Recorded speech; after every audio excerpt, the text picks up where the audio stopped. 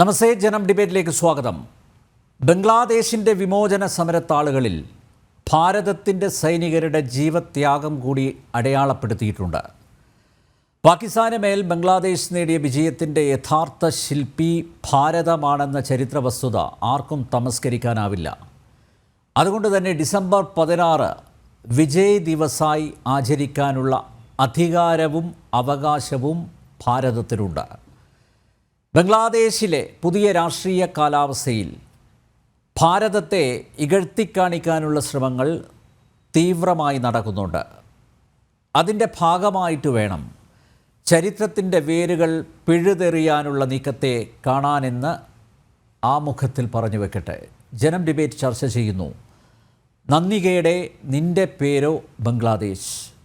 ഭാരതീയ തീരസംരക്ഷണ സേനയുടെ മുൻ director general doctor Prabhakaran Paleri, BJP വക്താവ് ഡോക്ടർ VP ശ്രീപത്മനാഭൻ, സാമൂഹ്യ നിരീക്ഷകരായ O അബ്ദുള്ള, ഡോക്ടർ ആരിഫ് ഹുസൈൻ, വിദ്യാസാഗർ ഗുരുമൂർത്തി എന്നിവ അതിഥികളാവുന്നു.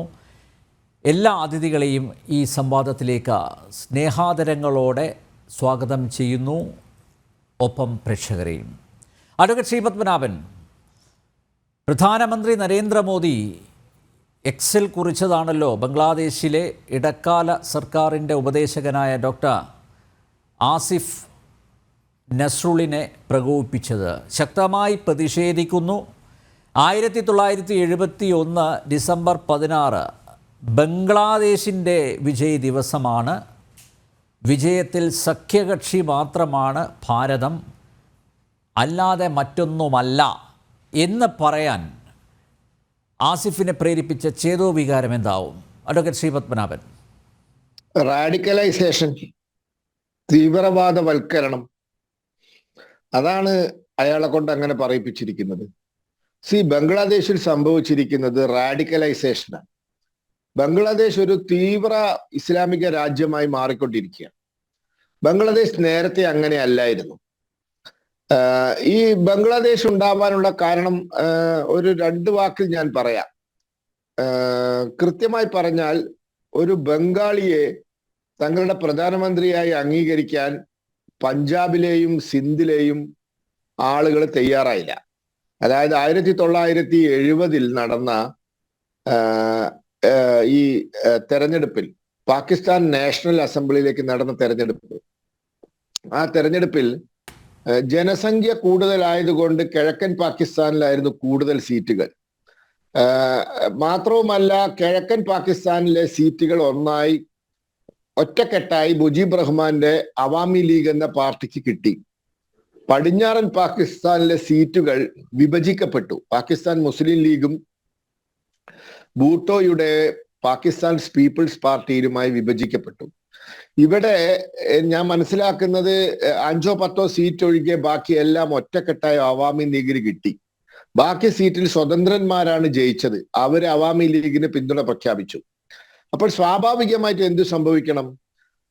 പാകിസ്ഥാന്റെ പ്രധാനമന്ത്രിയായി കിഴക്കൻ പാകിസ്ഥാനിലെ ബംഗാളിയായ ഷെയ്ഖ് മുജീബ് റഹ്മാനെ സത്യപ്രതിജ്ഞ ചെയ്യണം. പക്ഷെ അന്നത്തെ പട്ടാള മേധാവി, അന്ന് പട്ടാള ഭരണത്തിലായിരുന്നു പാകിസ്ഥാൻ, അവര് ജനാധിപത്യത്തിലേക്ക് മടങ്ങാൻ വേണ്ടി നടത്തിയ തെരഞ്ഞെടുപ്പായിരുന്നു. അപ്പൊ അന്നത്തെ പട്ടാള മേധാവിയായ അദ്ദേഹം പ്രസിഡന്റുമായി. അവര് അതിന് തയ്യാറായില്ല എന്ന് മാത്രമല്ല, അവര് ഇവിടെ അതിനുശേഷം പ്രക്ഷോഭം നടന്നപ്പോൾ അവര് പാകിസ്ഥാനിൽ നിന്നും പട്ടാളക്കാരെ ഇങ്ങോട്ട് അയച്ചു. അവരിവിടെ കിരാത വാഴ്ച ആരംഭിച്ചു. ഷെയ്ഖ് മുജീബ് റഹ്മാനെ ജയിലിലിട്ടു. ബംഗാളികൾക്കെതിരെ വലിയ ആക്രമണം നടന്നു. അതായത് 30 ലക്ഷം ആളുകൾ കൊല്ലപ്പെട്ടിട്ടുണ്ട് എന്നാണ് പറയുന്നത്. 2 ലക്ഷത്തോളം സ്ത്രീകൾ ബലാത്സംഗത്തിന് ഇരയായിട്ടുണ്ടെന്നാണ് പറയുന്നത്. ഇന്ത്യയിലേക്ക് തന്നെ ലക്ഷോപലക്ഷം അഭയാർത്ഥികൾ വന്ന സാഹചര്യം ഉണ്ടായി.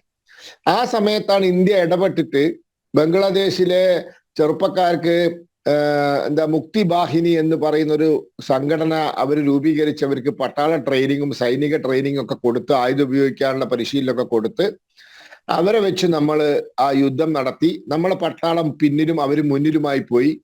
നമ്മളെ പട്ടാളത്തിന് വഴികാറ്റിയായി അവർ പോയി. നമ്മളെ സൈനിക ശക്തി ഉപയോഗിച്ച് ഡിസംബർ മാസം 2-ാം തീയതി ആരംഭിച്ച യുദ്ധം ഡിസംബർ 16 അവസാനിച്ചു. ബംഗ്ലാദേശ് സമ്പൂർണമായും നമ്മൾ കീഴടക്കി. അവിടെ ഉണ്ടായിരുന്ന 93,000 പട്ടാളക്കാര് കീഴടങ്ങി.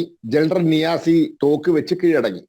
മറ്റൊരു എന്താ പറയാ ഉപാധിയും അല്ലെങ്കിൽ മറ്റൊരു സാധ്യത അവരെ മുന്നിൽ ഇല്ലായിരുന്നു. അവരോട് അന്ന് ഇന്ത്യൻ പട്ടാള മേധാവികൾ പറഞ്ഞത്, നിങ്ങൾ ഇത് കീഴടങ്ങിയിട്ടില്ലെങ്കിൽ എന്താ സംഭവിക്കുക എന്ന് വെച്ചാൽ ഞങ്ങളങ്ങ് പോയി കഴിഞ്ഞാൽ നിങ്ങൾ ഈ 93,000 പട്ടാളക്കാർക്ക് ഈ ഉണ്ട തീരുന്നവരെ വെടിവെക്കാം. പക്ഷെ അത് കഴിഞ്ഞാൽ നിങ്ങളെ ഓരോരുത്തരെയായിട്ട് അവര് ഇഞ്ചിഞ്ചായി കൊല്ലും.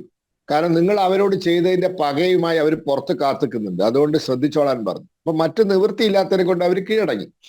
അങ്ങനെ ബംഗ്ലാദേശ് എന്നൊരു രാഷ്ട്രമുണ്ടാക്കി. അതിനുശേഷം ബംഗ്ലാദേശിൽ തുടർച്ചയായി മിതവാദികളും തീവ്രവാദികളും തമ്മിലുള്ള സമരമാണ്. അത് പലപ്പോഴും മിതവാദികൾ ജയിച്ചിട്ടുണ്ട്, പലപ്പോഴും തീവ്രവാദികളും ജയിച്ചിട്ടുണ്ട്. അവിടെ പട്ടാള ഭരണം വന്നിട്ടുണ്ട്. ഇപ്പൊ കഴിഞ്ഞ ഒരു 10-20 കൊല്ലമായി മുജീബ് റഹ്മാന്റെ മകള് ഷെയ്ഖ് ഹസീന വാജിദ് എന്ന് പറയുന്ന ഒരു മിതവാദിയായ ഒരു രാഷ്ട്രീയ നേതാവാണ് അവിടെ ഭരിച്ചത്.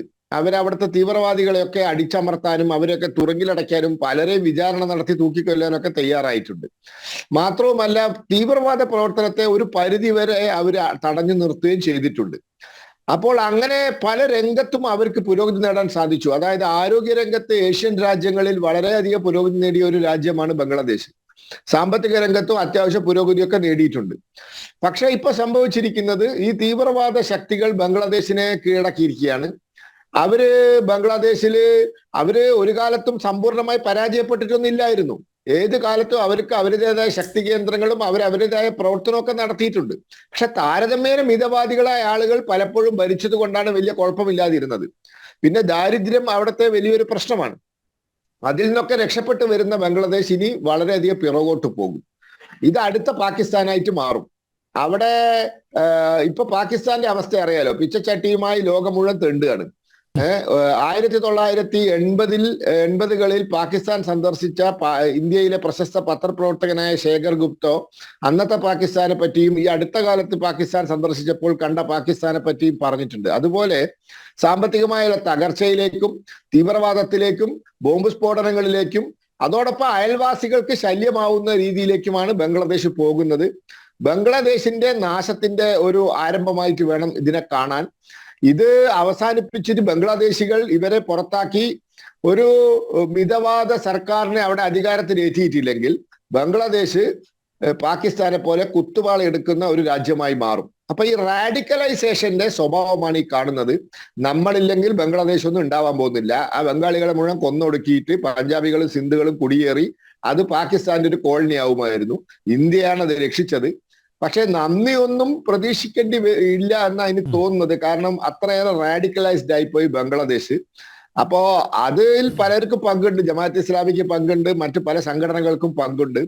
ഏതായാലും വലിയ തലവേദനയാണ് ഇന്ത്യക്ക് വന്നിരിക്കുന്നത് എന്ന് നാം മനസ്സിലാക്കണം. ശ്രീ അബ്ദുള്ള, ഡിസംബർ 16 ഭാരതത്തിന് വിജയ് ദിവസമായി ആചരിക്കാനുള്ള അവകാശമില്ലേ, അർഹത ഇല്ലേ? ശ്രീ പത്മനാഭൻ ചൂണ്ടിക്കാണിച്ചതുപോലെ മതേതര ബംഗ്ലാദേശിനെ ഇസ്ലാമിക മതരാഷ്ട്രമാക്കി മാറ്റാനുള്ള ശ്രമം ജമാഅത്ത് ഇസ്ലാമിയുടെ നേതൃത്വത്തിൽ വളരെ സജീവമായി നടക്കുകയാണ്. അതിന് മുഹമ്മദ് യൂനുസിനെ ഒരു പാവയാക്കിക്കൊണ്ടുള്ള ശ്രമങ്ങൾ കഴിഞ്ഞ കുറേ നാളുകളായി നമ്മൾ കണ്ടുവരികയാണ്. അപ്പോൾ ഇവിടെ ചരിത്രത്തെ അങ്ങനെ അങ്ങ് തമസ്കരിക്കാൻ പറ്റുമോ അബ്ദുള്ള? എങ്ങനെ അങ്ങ് തമസ്കരിക്കാം?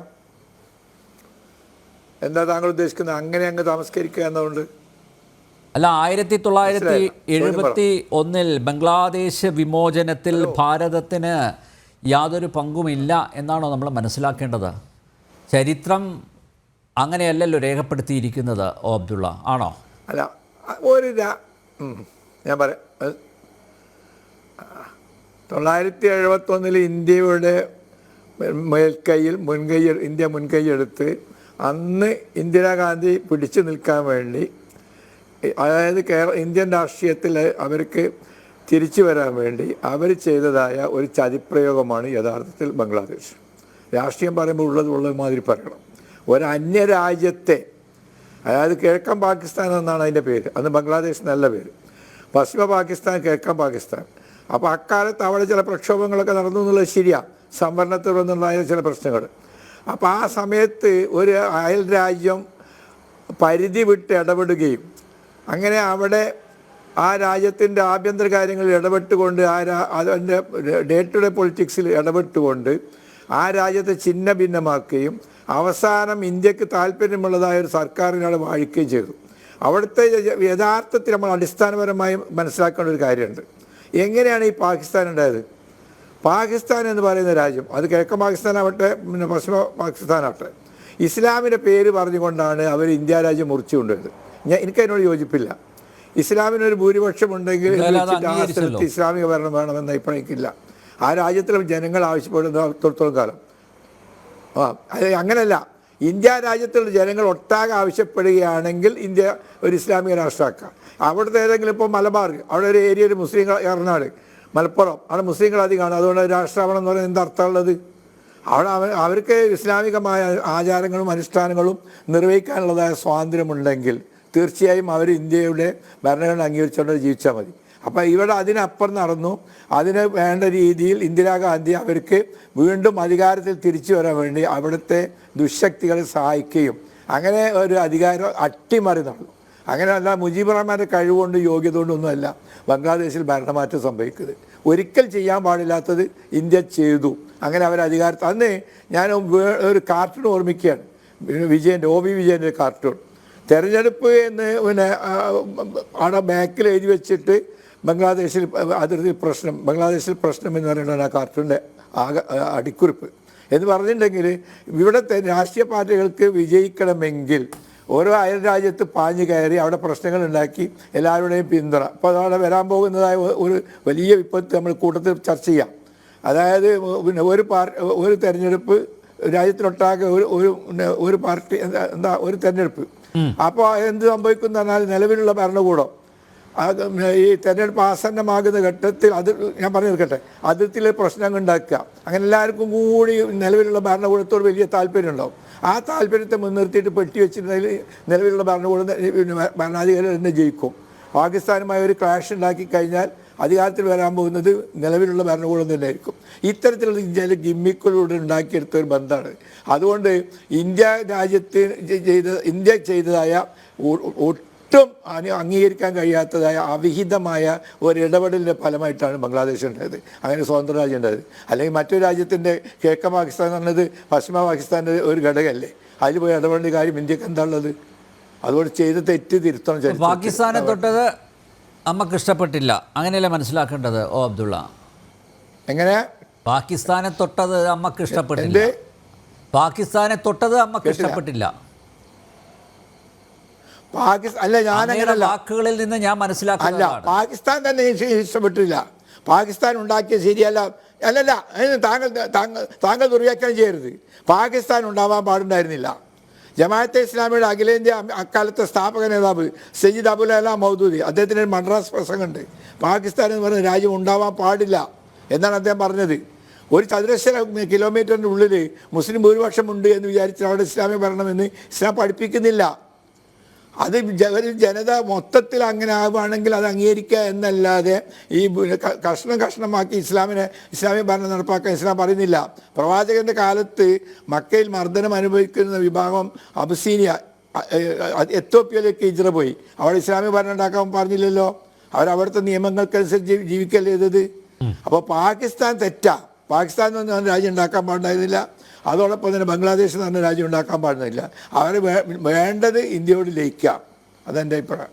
യെസ്, ഡോക്ടർ ആരിഫ് ഹുസൈൻ, എന്തായാലും അവിഹിതമായ ചില ഇടപെടലുകൾ, ഇന്ദിരാഗാന്ധിയുടെ നേതൃത്വത്തിൽ നടന്ന ചില കടന്ന കയറ്റം, അങ്ങനെ മാത്രമേ ഇതിനെ കാണാൻ പറ്റൂ. അല്ലാതെ ബംഗ്ലാദേശിന് വിമോചനം നേടിക്കൊടുത്തതിൽ ഭാരതത്തിന് പങ്കൊന്നും ഇല്ല, അതിൽ അഭിമാനിക്കേണ്ടതില്ല, ഈ സൈനികർ ജീവത്യാഗം ചെയ്തതിൽ കാര്യമൊന്നുമില്ല എന്നിപ്പോൾ ബംഗ്ലാദേശിലെ ഇടക്കാല സർക്കാരിൻ്റെ ഉപദേശകം പറഞ്ഞതുപോലെ തന്നെയാണ് അബ്ദുള്ളയും പറഞ്ഞു വെച്ചിരിക്കുന്നത്. ഇവിടെ പറഞ്ഞ കാര്യം കേൾക്കുമ്പോൾ സത്യത്തിൽ ചിരിക്കണോ കരയണോ എന്നറിയില്ല. അതാണ് സത്യാവസ്ഥ. കാരണം എന്താണോ മൗദൂദി പറഞ്ഞത്, ആ പറഞ്ഞ സംഗതികളെ അതേപോലെ തന്നെയാണ്. ആ ശരി, ഇത് കഴിഞ്ഞിട്ട് നിങ്ങൾക്ക് കരയാം, ആദ്യം ഞാൻ കരയട്ടെ. അപ്പോൾ പറഞ്ഞു വന്നത് ഇതാണ്, അതായത് എന്താണോ മൗദൂദി പറഞ്ഞത് അത് അതേപോലെ ഇവിടെ പറയട്ടെന്നേ. ഇസ്മുൽ ഈമാൻ, നിങ്ങൾ ക്ഷമ കൈക്കൊള്ളൂ. ഓക്കെ, യെസ്, അറബിയൊക്കെ ഇവിടെ ഉണ്ട്.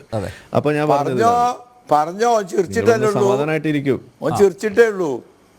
ഒന്ന് സമാധാനായിട്ടിരിക്കൂ. ഓക്കെ, അനാവശ്യമായിട്ട് ശബ്ദം ഉണ്ടാക്കുന്നത് കഴുതുകളുടെ ശബ്ദമാണ് ഖുറാനിൽ എഴുതിയിരിക്കുന്നത്, അതെന്നെ കൊണ്ട് വായിപ്പിക്കരുത്. ഓക്കെ, അപ്പൊ ഞാൻ പറയട്ടെ. അതായത് ഇവിടെ പറയുന്നത് എന്താണ്? ഞാൻ പറഞ്ഞില്ല. ശരി, ഞാനൊന്ന് പറയട്ടെ. ഞാനൊന്ന് പറയട്ടെ. ഒരു വാക്ക് ഞാൻ പറയട്ടെ. താങ്കൾ പറഞ്ഞപ്പോ ആരും ഇടപെട്ടില്ലല്ലോ, പ്ലീസ്. ഓക്കെ, അപ്പൊ മൗദൂദി പറഞ്ഞ കാര്യങ്ങൾ ഇവിടെ പറയുമ്പോൾ സത്യത്തിൽ നമ്മൾ വിചാരിക്കുന്നത് എന്തോ നല്ല കാര്യം പറഞ്ഞു എന്ന രീതിയിലേക്ക് വരുത്തി തീർത്തുകൊണ്ട് ഇവിടെ വെള്ള പൂശുന്ന ആരെയാണ്? ഇതാണ് നമ്മളിവിടെ നോക്കേണ്ടത്. സത്യത്തിൽ ഒന്നാമത്തെ കാര്യം എനിക്കിവിടെ പറയാനുള്ളത്, ഈ നന്ദികേടോ എന്ന് പറയുന്നൊരു ടൈറ്റിലിൽ ഇട്ടിട്ട് ഈ ഒരു വിഷയത്തെ ചർച്ച ചെയ്യുന്നതിനോട് എനിക്ക് വിയോജിപ്പുണ്ട്. കാരണം ഞാൻ മുന്നേ പറഞ്ഞിട്ടുള്ള കാര്യമാണ്, അത് ഒരു സൈക്കോളജിക്കൽ ട്രൈറ്റ് എന്നുള്ള രീതിയിൽ എടുത്ത് നോക്കുകയാണെങ്കിൽ തന്നെ ഈ നന്ദി കാണിക്കുക, നന്ദികേട് കാണിക്കുക എന്ന് പറയുന്നതും പറയിപ്പിക്കുന്നതും ആ ഒരു രീതിയിൽ കാര്യങ്ങളെ കാണാൻ ശ്രമിക്കുന്നത് തന്നെ ഒരു ശരിയായ രീതിയല്ല. ഒരു നാർസിസ്റ്റിക് ട്രൈറ്റ് ആണത്. അതിനോട് വിയോജിപ്പുള്ള ഒരാളാണ് ഞാൻ. അത് ആര് പറഞ്ഞാലും, ഇപ്പോൾ നമ്മൾ സാധാരണ പറയും കിറ്റ് കിട്ടിയവർ മിണ്ടരുത് എന്ന് പറയുന്ന നിലയിൽ നമ്മളുടെ ഇവിടുത്തെ കമ്മ്യൂണിസ്റ്റുകാർ പറയുമ്പോൾ അവരോട് നമ്മൾ പറയുന്ന കാര്യം ഇത് തന്നെയാണ്. അപ്പം നമ്മളൊരു സഹായം ചെയ്തു അല്ലെങ്കിൽ എന്തെങ്കിലും ഒരു കാര്യം നമ്മൾ ചെയ്തു, അതിൻ്റെ പിന്നിൽ നിങ്ങൾക്ക് ഹൂറി കിട്ടുന്നോ അല്ലെങ്കിൽ കിറ്റ് കിട്ടിയില്ല മിണ്ടരുതെന്നോ അല്ലെങ്കിൽ നിങ്ങൾക്ക് അങ്ങനെ സാധനം തന്നു അതുകൊണ്ട് ഇനിയൊന്നും ചെയ്യരുത് പറയരുത് അല്ലെങ്കിൽ തിരിച്ച് നിങ്ങൾ നന്ദി കാണിച്ചു കൊള്ളണം എന്നുള്ള രീതിയിൽ പറഞ്ഞു വെക്കുക എന്ന് പറയുന്നത് ശരിയല്ല. ഒന്നാമത്തെ കാര്യം അതാണ്. ഭാരതത്തെ സംബന്ധിച്ചിടത്തോളം ഒറ്റ കാര്യമുള്ളൂ, അതിൻ്റെ അതിർത്തി രാജ്യങ്ങളിൽ പെട്ടിട്ടുള്ള ആളുകൾ, അതിൻ്റെ ഭാഗങ്ങളായിട്ട് നിന്നിട്ടുള്ള ആളുകൾ, അവർക്ക് വേണ്ടിയിട്ട് എപ്പോഴും സഹായങ്ങൾ എത്തിക്കുന്നു. അതിപ്പോൾ പാകിസ്ഥാനിലേക്കും നമ്മൾ എത്തിച്ചിട്ടില്ലേ, ഭൂകമ്പം ഉണ്ടാകുമ്പോഴായാലും മറ്റു പല പ്രകൃതി ക്ഷോഭം അതിൻ്റെ ദുരന്തങ്ങൾ ഉണ്ടാകുമ്പോഴായാലും അവിടെ മതം നോക്കാതെ രാജ്യങ്ങൾ തമ്മിലുള്ള അക്രമങ്ങൾ വരെ നിലനിൽക്കുന്ന സമയത്ത് പോലും നമ്മൾ അവിടെ ഇറങ്ങിച്ചെന്നുകൊണ്ട് അതിന് വേണ്ട കാര്യങ്ങൾ ചെയ്യുന്നു. വാക്സിൻ എത്തിക്കുന്നതിനായാലും എല്ലാം ചെയ്യുന്നുണ്ട്. അപ്പോൾ അങ്ങനെ നോക്കുമ്പോൾ ഒരു ഘട്ടത്തിൽ യുദ്ധം കൊണ്ട് പൊറുതിമുട്ടുകയും അതേപോലെ തന്നെ ഹിന്ദുക്കളായിട്ടുള്ള ആളുകളെ പ്രത്യേകിച്ചും അവരെ തെരഞ്ഞുപിടിച്ച് 1971 ആ ഒരു കാലഘട്ടത്തിൽ റസാക്കർ അവരുടെ ആ ഒരു നേതൃത്വത്തിൽ അവിടെ നടത്തിക്കൊണ്ടിരുന്ന ഹിന്ദു ജനോസൈഡ് അങ്ങനെ തന്നെ നമ്മൾ വിളിക്കണം, അങ്ങനെയുള്ള കാര്യങ്ങൾ നടക്കുമ്പോൾ അതിൽ ഇടപെട്ടുകൊണ്ട് അതിനെയൊക്കെ അവസാനിപ്പിക്കുന്നതിന് വേണ്ടിയിട്ട് ചെയ്തിട്ടുള്ള ആ നീക്കത്തെ അത് വേറെ രീതിയിലേക്ക് വളച്ചുകൊണ്ട് പോകുന്നതിനെ നമുക്ക് തെറ്റൊന്നും പറയാൻ കഴിയില്ല. കാരണം കാർട്ടൂണുകളാണ് അദ്ദേഹം അതിന് വേണ്ടിയിട്ട് അവലംബിച്ചിരിക്കുന്നത്, ഇതിനെ വിമർശിക്കുന്ന ആളുകൾ. അങ്ങനെ കാർട്ടൂണുകളൊക്കെ നിങ്ങൾ എടുക്കുകയാണെന്നുണ്ടെങ്കിൽ ഇവിടെ പല കാർട്ടൂണുകളും മുഹമ്മദ് നബിയെ കുറിച്ച് വരച്ചു വെച്ചിട്ടുണ്ട്. അതിനെക്കുറിച്ച് ഞാൻ പറയേണ്ടി വരും, അത് വെറുതെ പറയിപ്പിക്കരുതെന്ന് എനിക്ക് പറയാനുള്ളൂ. അപ്പൊ അതുകൊണ്ട് കാർട്ടൂണൊക്കെ അവിടെ മാറ്റി വെക്കാം. നിങ്ങൾക്ക് പറയാനുള്ള വിയോജിപ്പുകളൊക്കെ ഉണ്ടാവും, അത് നിങ്ങൾ ഉന്നയിക്കുന്നത് പോലെ തന്നെ തിരിച്ചുള്ള കാർട്ടൂൺ വെച്ചിട്ടോ അല്ലെങ്കിൽ എഴുത്തുകൾ വെച്ചിട്ടോ വരുമ്പോൾ അത് സ്വീകരിക്കാനുള്ള ഒരു കെൽപ്പ്, അത് സ്വീകരിക്കാനുള്ള കെൽപ്പും ഒരു ക്ഷമയും നിങ്ങൾ കാണിക്കണം. അതാണ് ജനാധിപത്യ മര്യാദ എന്ന് പറയുന്നത്. അതല്ലാതെ ആളുകൾ സംസാരിക്കുമ്പോൾ ഒരു വാക്ക് പോലും സംസാരിക്കാൻ അനുവദിക്കാതെ ഇതേപോലെ ഇടയ്ക്ക് കയറി ഇങ്ങനെ സംസാരിച്ച് ഇതിന് വെകിളി കൂട്ടുന്നതിന് ജനാധിപത്യം എന്ന് പറയില്ല. അതിന് അസഹിഷ്ണുത എന്ന് തന്നെയാണ് നമ്മൾ പറയാ. അതിന് നിങ്ങളുടെ നിലവാരമില്ലായ്മ എന്ന് തന്നെയാണ് പറയാ. ഇനി അടുത്ത കാര്യം ഇതിൽ പറയാനുള്ളത്, ഒന്ന് സമാധാനിക്കൂ. അസ്വബറുൻ ഇസ്മുൽ ഈമാൻ, ഒരു 10 തവണ ദിക്ർ ചൊല്ലി അവിടെ ഇരിക്കും. ഓക്കെ, അപ്പൊ ഞാൻ ഇനി പറയാനുള്ളത് ഇവിടുത്തെ ഈ ഒരു വിഷയത്തില് അവിടെ നമ്മൾ പറയുന്ന ഈ മൗദൂദിയുടെ കാര്യം പറയുമ്പോൾ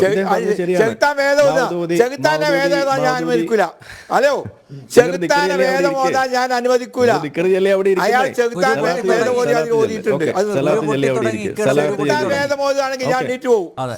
ആയിക്കോട്ടെ, നിങ്ങൾ ചില സമയങ്ങൾ അങ്ങനെയാണ്.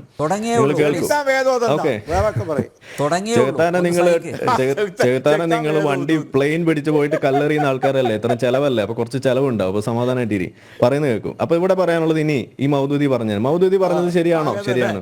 പക്ഷെ എന്താ കാര്യം എന്ന് ചോദിച്ചു കഴിഞ്ഞാൽ മൗദൂദി എന്താ പറഞ്ഞത് നിങ്ങൾ വരികളിലൂടെ ഒന്നുകൂടി നോക്കൂ. ഇപ്പോ നിങ്ങൾ ഈ പാകിസ്ഥാനുമായിട്ട് പോകുമ്പോൾ അതൊരു ലെസർ ഗോളാണ്. നിങ്ങൾ വെയിറ്റ് ചെയ്യൂ. നമുക്ക് പാകിസ്ഥാൻ മാത്രം പോരാ, ഇന്ത്യ മൊത്തം നമുക്ക് ഇസ്ലാമിക രാജ്യമാക്കണം എന്ന് പറഞ്ഞ സാധനത്തെയാണ് ഇവിടെ എടുത്തു പറഞ്ഞിട്ട് മൗദൂദി പാകിസ്ഥാൻ ഉണ്ടാകുന്നതിന് എതിരാണെന്ന് പറയുന്നത്. മൗദൂദി പാകിസ്ഥാൻ ഉണ്ടാകുന്നതിന് എതിരായിരുന്നു. ശരിയാണ്. പക്ഷെ മൗദൂദി എന്താ ബാക്കി പറഞ്ഞത്? നമുക്ക് പാകിസ്ഥാൻ മാത്രം പോരാ, ഇന്ത്യ മൊത്തം നമുക്ക് ഇസ്ലാമിക രാജ്യമാക്കണം എന്ന് പറഞ്ഞതിനെയാണ് ഇദ്ദേഹം ഇവിടെ എന്താണ് നമ്മളിപ്പോ glass is half empty half full എന്ന് പറയുന്ന പോലെ പുള്ളി അതിനെ ഉൾട്ട ആക്കിയിട്ട് പറയാണ്. ഇതാണ് ഇവിടെ സംഭവിച്ചത്. ഇന്ത്യ മൊത്തം ഇസ്ലാമിക രാജ്യമാക്കണമെന്ന് പറഞ്ഞ് നടന്നിരുന്ന ആളെയാണ് ഇവിടെ വെള്ളപൂശിയത്. ഇതാണ് ഈ ജമാഅത്ത് ഇസ്ലാമിക്കാരുടെ തനി കൊണം എന്ന് പറയുന്നത്. ഇത് നമ്മൾ അനുവദിക്കാൻ പാടില്ല. ഓക്കെ, ഇനി അടുത്ത കാര്യം ഇവിടെ പറയുന്നു, ഈ ജമാഅത്ത് ഇസ്ലാമിയുടെ അതിന്റെ വക്താക്കളായിട്ടുള്ള ആളുകളുടെ എന്താണ് മുജീബ് റഹ്മാന്റെ പ്രതിമ അടക്കം അവരുടെ ഫാദർ ഓഫ് നേഷൻ ആയിട്ടുള്ള മുജീബ് റഹ്മാനെ വരെ അവമതിക്കുന്ന രീതിയിലേക്ക് കാര്യങ്ങൾ ഇന്നിപ്പോൾ എത്തുന്നത് നമ്മൾ കാണുമ്പോൾ ഇവിടെ നമ്മൾ എന്താ പറയുന്നത്? ഇവിടെ ഇദ്ദേഹത്തെ പോലുള്ള ആളുകൾ എന്താ പറഞ്ഞു വെച്ചിരിക്കുന്നത്? നമ്മളുടെ അബ്ദുള്ള, അതായത് ഇത് അവർക്കെതിരായിരുന്നു, അവരുടെ ഇച്ഛയ്ക്കെതിരായിരുന്നു എന്നാണ് പറയുന്നത്. ശരിയാണ്, അവരുടെ ഇച്ഛയ്ക്കെതിരെ തന്നെയായിരുന്നു. അത് ആ ഇച്ഛയോടൊപ്പം നിന്ന ആളുകൾ ആരാണ്? അതായത് ഹിന്ദു കൂട്ടക്കൊല നടത്തുന്ന സമയത്ത് ജമാഅത്തെ ഇസ്ലാമിക്കാരായിട്ടുള്ള ആളുകൾ 1971 ആ കാലഘട്ടത്തിൽ ബംഗ്ലാദേശിൽ ഹിന്ദുക്കളെ കൊന്നു തള്ളുന്ന സമയത്ത്, ഹിന്ദുക്കളായിട്ടുള്ള സ്ത്രീകളെ ബലാത്സംഗം ചെയ്ത് കൊല്ലുന്ന സമയത്ത് അത് ചെയ്യുന്ന ജമാഅത്ത് ഇസ്ലാമിക്കാർ ആയിട്ടുള്ള ആളുകൾക്ക് അനുകൂലമായിട്ട് നിന്നിട്ടുള്ള ആളുകളാണ് ഈ ഇന്ത്യയിൽ ഇവിടെ ഇരുന്ന് സംസാരിക്കുന്ന ഈ അബ്ദുള്ള അടക്കമുള്ള സീറോ അബ്ദുള്ള അടക്കമുള്ള ഈ ജമാഅത്ത് ഇസ്ലാമി, ഇന്ത്യയിലെ ജമാഅത്ത് ഇസ്ലാമി. അതിന്റെ വക്താക്കൾ ഇവിടെ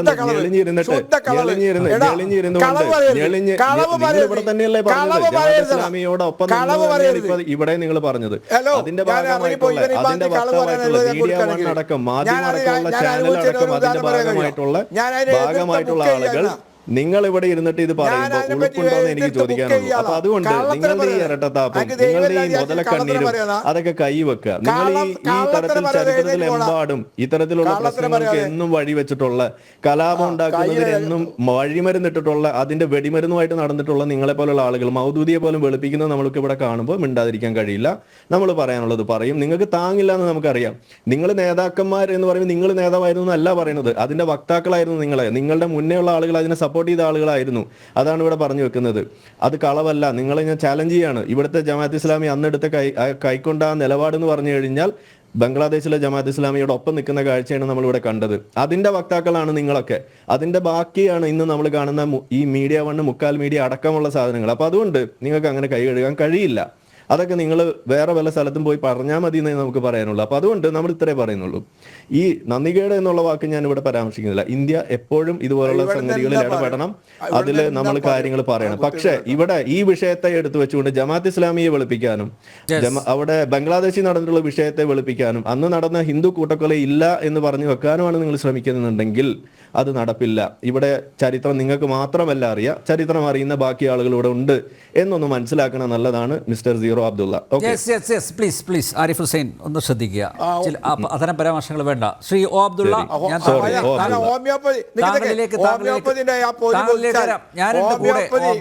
കോസ്റ്റ് ഗാർഡ് മുൻ ഡയറക്ടർ ജനറൽ ഡോക്ടർ പ്രഭാകരൻ പലേരിയും ഈ ചർച്ചയിൽ പങ്കെടുക്കുന്നു. അദ്ദേഹത്തെ കൂടി സ്വാഗതം ചെയ്യുകയാണ്. ശ്രീ പ്രഭാകരൻ പലേരി, താങ്കൾ 1971 ഈ യുദ്ധത്തിൽ പങ്കെടുത്ത ഒരാൾ കൂടിയാണ്. കൂടുതൽ അനുഭവങ്ങൾ താങ്കൾക്ക് പങ്കുവയ്ക്കാനുണ്ട്. ഡിസംബർ 16 വിജയ് ദിവസിൻ്റെ പ്രസക്തിയെപ്പറ്റി പ്രേക്ഷകരോട് ഒന്ന് ഹ്രസ്വമായി വിശദീകരിച്ചാൽ നല്ലതാണ്. ഒപ്പം ബംഗ്ലാദേശിനെ പാകിസ്ഥാനിൽ നിന്ന് മോചിപ്പിക്കാൻ നമ്മുടെ സൈന്യം നടത്തിയ ഇടപെടലുകൾ, അവരുടെ സംഭാവനകൾ, ജീവത്യാഗം, അവരനുഭവിച്ച വേദനകൾ എന്നിവയും ഒന്ന് പരാമർശിച്ചാൽ നന്നായിരിക്കും. ഇവിടെ സംസാരിക്കുമ്പോൾ ഞാൻ എപ്പോഴും മുൻകൂട്ടി പറയാറുള്ളതാണ്, ഇത് എൻ്റെ മാത്രം അഭിപ്രായമാണ്. അതിന് കാരണം എൻ്റെ എക്സ്പീരിയൻസും ഞാൻ പഠിച്ചതും ഗവേഷണം നടത്തിയതും പഠിപ്പിച്ചതുമൊക്കെ കൂടെയുള്ള ഒരു സംഭവമാണിത്. ഈ ലോകത്തിൽ നടന്നിട്ടുള്ള എല്ലാ യുദ്ധങ്ങളിലും വെച്ചിട്ടൊരു 3 യുദ്ധമാണ് എനിക്ക് പ്രത്യേകമായിട്ട് ഞാൻ പഠിച്ചുകൊണ്ടിരിക്കുന്നതും ഒരു പക്ഷേ അതിനെപ്പറ്റി എഴുതുകയും ചെയ്യാൻ പോകുന്നത്. നാവികസേനയിൽ ചേർന്ന് 2.5 വർഷത്തെ പരിശീലനം കഴിഞ്ഞ് എനിക്ക് ആദ്യം കിട്ടിയ ജോലിയായിരുന്നു ഈ യുദ്ധം. അതെനിക്ക് വളരെ സന്തോഷം തന്നു. കാരണം നമ്മളൊക്കെ പണ്ട് ചെറുപ്പത്തിൽ ഇതൊക്കെ കാണും, കേൾക്കും, പക്ഷേ ചെയ്യാൻ സാധിച്ചിട്ടില്ല. ആ യുദ്ധം 14 ദിവസമാണ് ഞങ്ങൾ ചെയ്തത്. ആ ഇന്നത്തെ ദിവസം, അതായത് 16-ാം തീയതി, വാസ്തവത്തിൽ അറബിക്കടലിലായിരുന്നു ഞാൻ, വളരെ ദൂരെ, ബോംബെയിൽ നിന്നും വളരെ ദൂരെ. അപ്പോൾ ആ ദിവസം ഇപ്പോൾ ഓർമ്മ വരികയാണ്. അതിൽ നിന്ന് ഞാൻ മനസ്സിലാക്കുന്നത് എന്താണെന്ന് വെച്ചാൽ, ഇത് ലോകത്തിൽ ഇതുവരെ ഉണ്ടായിട്ടുള്ള യുദ്ധങ്ങളിൽ വെച്ച് ഒരു പ്രത്യേകതയുള്ള യുദ്ധമാണ്. അതെന്താണ് പ്രത്യേകത എന്ന് ഞാൻ ഇവിടെ പറയുന്നില്ല. അന്ന് ഞാൻ മനസ്സിലാക്കിയത് ബംഗ്ലാദേശിന് വേണ്ടിയാണ് നമ്മൾ യുദ്ധം ചെയ്യുന്നത് എന്നായിരുന്നു. അതായത് ബംഗ്ലാദേശിലെ എല്ലാ ജനങ്ങൾക്കും വേണ്ടിയായിരുന്നു യുദ്ധം ചെയ്യുന്നു എന്ന് മനസ്സിലാക്കിയത്. കുറച്ച് കഴിഞ്ഞപ്പോൾ ആണ് മനസ്സിലായത് അത് ഞാൻ വിചാരിച്ച മാതിരി ആയിരുന്നില്ല എന്നുള്ളത്. അതെങ്ങനെയാണ് ഞാൻ മനസ്സിലാക്കിയതെന്ന് വിചാരിച്ചാൽ, അവിടെ ഉള്ള ആദ്യത്തെ നേവൽ ഉദ്യോഗസ്ഥന്മാരെ പരിശീലനം കൊടുക്കാൻ എന്നെ ഇന്ത്യൻ നാവികസേന നിയോഗിച്ചപ്പോഴാണ്.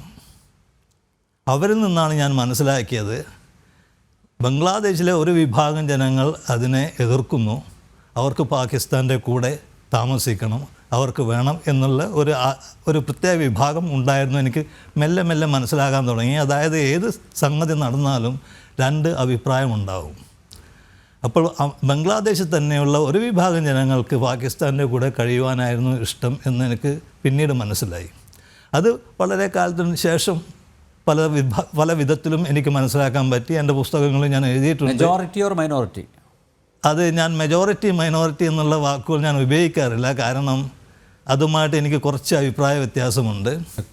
മൈനോറിറ്റി എന്ന് നമ്മൾ പറയുന്നത് അവിടുത്തെ ഹിന്ദുക്കളെയാണ്. അതിനെപ്പറ്റി ഞാൻ പറയാൻ ആഗ്രഹിക്കുന്നില്ല. അവിടെ തന്നെയുള്ള ഒരു വിഭാഗം ജനങ്ങൾ, അതിൽ മൈനോറിറ്റി ഹിന്ദുക്കളുണ്ടാകാം, ബാക്കിയുള്ള മതക്കാരുണ്ടാകാം. നമ്മുടെ നാട്ടിലും അതുണ്ട്, അമേരിക്കയിലുമുണ്ട്, ലോകം മുഴുവനുള്ള എല്ലാ രാജ്യങ്ങളിലും ഈ ബൈപോളാർ ഇരട്ട ധ്രുവങ്ങൾ ഉണ്ട്. ഒരു വിഭാഗം ഗവൺമെൻറ്റിനെ വിമർശിക്കും, ഒരു വിഭാഗം ഗവൺമെൻറ്റിൻ്റെ വിഭാഗം അവർ ചെയ്യുന്നത് ശരിയാണെന്ന് പറയും. അപ്പോൾ ഞാൻ ആദ്യം വിചാരിച്ചത് ബംഗ്ലാദേശിലെ ഓരോ വ്യക്തിക്കും ഇന്ത്യ ഇടപെട്ടിട്ട് പാകിസ്ഥാനിൽ നിന്ന് മാറി നിൽക്കണം എന്നുള്ളൊരാഗ്രഹം ഉണ്ടായിരുന്നു എന്നാണ് ഞാൻ വിചാരിച്ചത്. അതല്ല എന്നെനിക്ക് മനസ്സിലായത് ഞാൻ ഈ നാവിക ഉദ്യോഗസ്ഥന്മാരെ പരിശീലനം കൊടുക്കുമ്പോഴാണ്. അത് എങ്ങനെയാണ് എനിക്ക് മനസ്സിലാക്കാൻ സാധിച്ചതെന്ന് ഞാൻ പറയുന്നില്ല. അതൊക്കെ ഒരുപാട് ഒരു ക്ലാസ് റൂമിൽ എനിക്ക് പറയാൻ പറ്റുകയുള്ളൂ. പിന്നീട് മെല്ലെ മനസ്സിലായി. ഇപ്പോൾ നടന്നിട്ടുള്ള സംഭവം അത് കാരണം ഒരു വലിയ സംഭവമായിട്ട് ഞാൻ കാണുന്നില്ല. ഇത് സാധാരണ നടന്നു പോകുന്ന സംഭവമാണ് എന്ന് ഞാൻ പറയും. അത് കുറച്ചുകൂടെ കഴിഞ്ഞാൽ ബംഗ്ലാദേശിന് നമ്മുടെ സഹായത്തോടു കൂടെ മാത്രമേ രാഷ്ട്രീയ തലത്തിൽ ജിയോ സ്ട്രാറ്റജിക്കായിട്ട് നയതന്ത്രപരമായിട്ട് അവർക്ക് ഒരു ബാലൻസ് കിട്ടാൻ സാധ്യതയുള്ളൂ. അത് അവർക്കും അറിയാം. അടുത്ത ഇലക്ഷൻ അവർക്ക് വരാൻ പോകുന്നത് 2026 ഒരു പക്ഷേ ജനുവരിയിലോ ഫെബ്രുവരിയിലോ ആയിരിക്കാം. അതെനിക്കറിയില്ല. കാരണം അത്രയും നീണ്ടുപോകും. ഒന്ന് സെറ്റിലാവാൻ അവർക്കൊന്ന് ഒരുതരം ബാലൻസ് കിട്ടാനുണ്ട്. അവരെ ആരാണോ നയിക്കുന്നത് പുറത്തു നിന്ന് അവരുടെയൊക്കെ സമ്മതമൊക്കെ മനസ്സിലാക്കിയിട്ട് വേണം അവർക്ക് ചെയ്യാൻ. അപ്പോൾ ഈ ആരാണോ ഇവരെ നയിക്കുന്നതെന്ന് ചോദിച്ചാൽ അത് എല്ലാ രാഷ്ട്രങ്ങളിലും അതുണ്ട്. ഇപ്പോൾ സിറിയയിൽ പലതും നടന്നു, ശ്രീലങ്കയിൽ പലതും നടന്നു, മാൽഡീവ്സ് പലതും നടന്നു, ഉക്രൈനിൽ നടന്നുകൊണ്ടിരിക്കുന്നു. പക്ഷേ ഇതൊക്കെ ഒരു യുദ്ധമാണെന്ന് ഞാൻ പറയില്ല ഇപ്പോൾ നടക്കുന്നത്. കാരണം അന്ന് നമ്മൾ ചെയ്തത് യുദ്ധമായിരുന്നു. 1971 നടന്നത് ഒരു യുദ്ധമായിരുന്നു. അതും ഒരു പ്രത്യേക തരത്തിലുള്ള യുദ്ധം. അതിൽ നമുക്ക് നമ്മുടെ സ്വഭാവം കാണിക്കാൻ സാധിച്ചു. ഞാനിപ്പോൾ എന്താ പറയാൻ പോകുന്നതെന്ന് വെച്ചാൽ, ഇന്ത്യയുടെ മാതിരി ഒരു സൈനിക രീതി ലോകത്തെവിടെയുമില്ല. ഇന്ത്യയിലെ സൈനികർ വാസ്തവത്തിൽ ഭാരതത്തിന് വേണ്ടി പ്രവർത്തിക്കുന്നവരാണ്, ദേശത്തിന് വേണ്ടി യുദ്ധം ചെയ്യുന്നവരാണ്. പല രാജ്യങ്ങളിലും സൈനികർ യുദ്ധം ചെയ്യുന്നത് ദേശത്തിന് വേണ്ടി ആയിരിക്കണമെന്നില്ല. ഇത് ആണ് നമ്മൾ മനസ്സിലാക്കേണ്ട ഒരു സംഗതി. അങ്ങനെയാണെങ്കിൽ ആരാണ് ഏത് സ്ഥലത്താണ് യുദ്ധം ചെയ്യുന്നത്? രണ്ടാമത്, യുദ്ധം എന്ന് പറയുന്നത് വാസ്തവത്തിൽ സംഘർഷത്തിൻ്റെ ഏറ്റവും മൂർച്ചയേറിയൊരു ഭാഗമാണ്. മനുഷ്യന് നിയന്ത്രിക്കാൻ പറ്റാത്തൊരു ഭാഗം. അതിനെ ഞാൻ ബയോളജിക്കലായിട്ട് പറയുകയാണെങ്കിൽ ഹ്യൂമൻ സിസ്റ്റം എന്ന് പറയുന്ന മനുഷ്യ സംസ്ഥത, ആ സിസ്റ്റത്തിൻ്റെ ഒരു ക്രോമോസോമായിട്ട് നമ്മൾ എടുക്കുകയാണെങ്കിൽ അതിൻ്റെ അവസാനത്തെ കണ്ണിയ ടെലോമിയറാണ് യുദ്ധം. അവിടെ എത്തിക്കഴിഞ്ഞാൽ അത് വരണ്ടു പോകുമ്പോൾ നമുക്കൊന്നും ചെയ്യാൻ പറ്റില്ല. പൊളിറ്റിക്കൽ സയൻസിൽ പറയുന്നത് നമ്മുടെ നയതന്ത്ര ബന്ധങ്ങൾ ഒന്നും ചെയ്യാൻ പറ്റാതിരിക്കുമ്പോഴാണ് നമ്മൾ യുദ്ധത്തിലേക്ക് പോവുക എന്നുള്ളതാണ്. അതൊക്കെ പഴയ തിയറിയാണ്. അപ്പോൾ ഇപ്പോൾ ലോകത്തിൽ യുദ്ധങ്ങളൊന്നും നടക്കുന്നില്ല. ഇപ്പോൾ നടക്കുന്ന സംഘർഷങ്ങൾ മാത്രമാണ്. അതുമാതിരി നമ്മൾ 1971 ഇന്ത്യ പാകിസ്ഥാൻ യുദ്ധത്തെ കാണരുത്.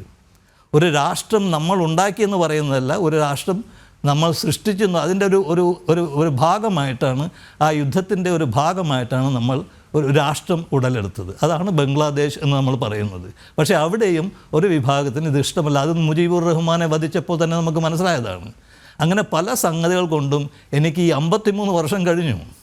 ഈ 53 വർഷങ്ങൾക്ക് ശേഷമാണ് ഞാൻ ഇതിനെപ്പറ്റി പറയുന്നത്. അന്ന് ഞാൻ പറഞ്ഞതല്ല, എനിക്ക് അതിൻ്റെ ഡയറി മുഴുവനും എൻ്റെ കയ്യിലുണ്ട്. ആ യുദ്ധം വാസ്തവത്തിൽ 1 കൊല്ലം 1.5 കൊല്ലത്തോളം നമ്മൾ അത് ചെയ്തിട്ടുണ്ട്. ഒരുപാട് ഇന്ത്യൻ പട്ടാളക്കാർ അതിനു മുമ്പ് തന്നെ മരിച്ചിട്ടുമുണ്ട് ബംഗ്ലാദേശിൽ. അതൊക്കെ നമ്മൾ മനസ്സിലാക്കേണ്ട ഒരു സംഗതിയാണ്. ഇതൊന്നും ഇപ്പോൾ രഹസ്യമായിട്ട് കാണരുത്. ഇതാണ് അതിൻ്റെ യുദ്ധം. പക്ഷേ ഇതിൻ്റെ യാഥാർത്ഥ്യം ഇതാണ്. ലോകത്തിൽ ഇതുപോലെയുള്ള സംഭവങ്ങൾ നടന്നുകൊണ്ടിരിക്കും. ഒരു രാഷ്ട്രം വേറൊരു രാഷ്ട്രത്തിനെ എതിർക്കാൻ തുടങ്ങും, പിന്നീട് സുഹൃത്തുക്കളായി മാറും. ഈ സൗഹൃദം, എതിർപ്പ് എന്നൊക്കെ നമ്മൾ പറയുന്നത് സാധാരണ മനുഷ്യരിലാണ്. ഒരു രാഷ്ട്രത്തെ സംബന്ധിച്ചിടത്തോളം അതിലുള്ള മനുഷ്യർ ചെയ്യുന്നത് ഇതുമാതിരി അല്ല വാസ്തവത്തിൽ. അപ്പോൾ എന്താണ് സംഭവിക്കാൻ പോവുക? ഇപ്പം അതിനെപ്പറ്റി ഒരു ചോദ്യങ്ങൾ കൂടുതൽ വരുമ്പോൾ മാത്രമേ എനിക്ക് പറയാൻ സാധിക്കുകയുള്ളൂ. അല്ല സർ, എന്തായാലും ബംഗ്ലാദേശ് രൂപീകരിക്കുന്നതിൽ ഭാരതത്തിൻ്റെ പങ്ക് അത് നമുക്ക് തള്ളിക്കളയാവുന്നതല്ല അല്ലേ? അതിലിപ്പോൾ ഞാൻ പറയുന്നത് എന്താണെന്ന് വെച്ചാൽ, ഇതിനെപ്പറ്റി ഒരു അംബാസഡർ ഒരു പ്രധാനപ്പെട്ട ഒരു പുസ്തകം എഴുതിയിട്ടുണ്ട്. അമേരിക്കയും ഇന്ത്യയും അതിനെപ്പറ്റി എഴുതി Dennis Kux, ambassador Dennis Kux എന്ന് പറയുന്ന ഒരു വ്യക്തിയാണ്. അദ്ദേഹം പാകിസ്ഥാനും അമേരിക്കയും തമ്മിലുള്ളൊരു പുസ്തകവും എഴുതിയിട്ടുണ്ട്. അതിൽ പറഞ്ഞിരിക്കുന്നത് വളരെ വാസ്തവമാണ്. അതിൽ വായിച്ചു കഴിഞ്ഞാൽ നമുക്ക് മനസ്സിലാകും എന്താണ് ഈ യുദ്ധത്തിന് കാരണം, എങ്ങനെയാണ് സംഭവിച്ചത്, എന്തൊക്കെ പ്രശ്നങ്ങളാണ് ഇന്ത്യക്ക് വന്നത്. അന്ന് അമേരിക്ക ഇന്ത്യയുടെ ഭാഗത്തായിരുന്നില്ല. ഇന്നും ഒരു രാഷ്ട്രവും ഒരു രാഷ്ട്രത്തിൻ്റെ ഭാഗത്താവില്ല. നമ്മൾ അന്യോന്യം നയതന്ത്രപരമായിട്ട് പെരുമാറിയിട്ട് അവരെ നമ്മുടെ ഭാഗത്ത് കൊണ്ടുവരാൻ, അവരുമായിട്ട് ബന്ധപ്പെടുകയാണ് നമ്മൾ ചെയ്യേണ്ടത്. പല സംഗതികളും ഈ യുദ്ധത്തെപ്പറ്റി പറഞ്ഞിട്ടുണ്ട്. അപ്പോൾ നമ്മൾ യുദ്ധത്തിനെപ്പറ്റി പറയുകയാണെങ്കിൽ 1971 യുദ്ധം പറയുകയാണെങ്കിൽ ഒരുപാട് എനിക്ക് പറയാൻ സാധിക്കും. പക്ഷെ അതിനെപ്പറ്റി എല്ലാം നമ്മൾ ചർച്ച ചെയ്യുന്നത് ഇപ്പോൾ.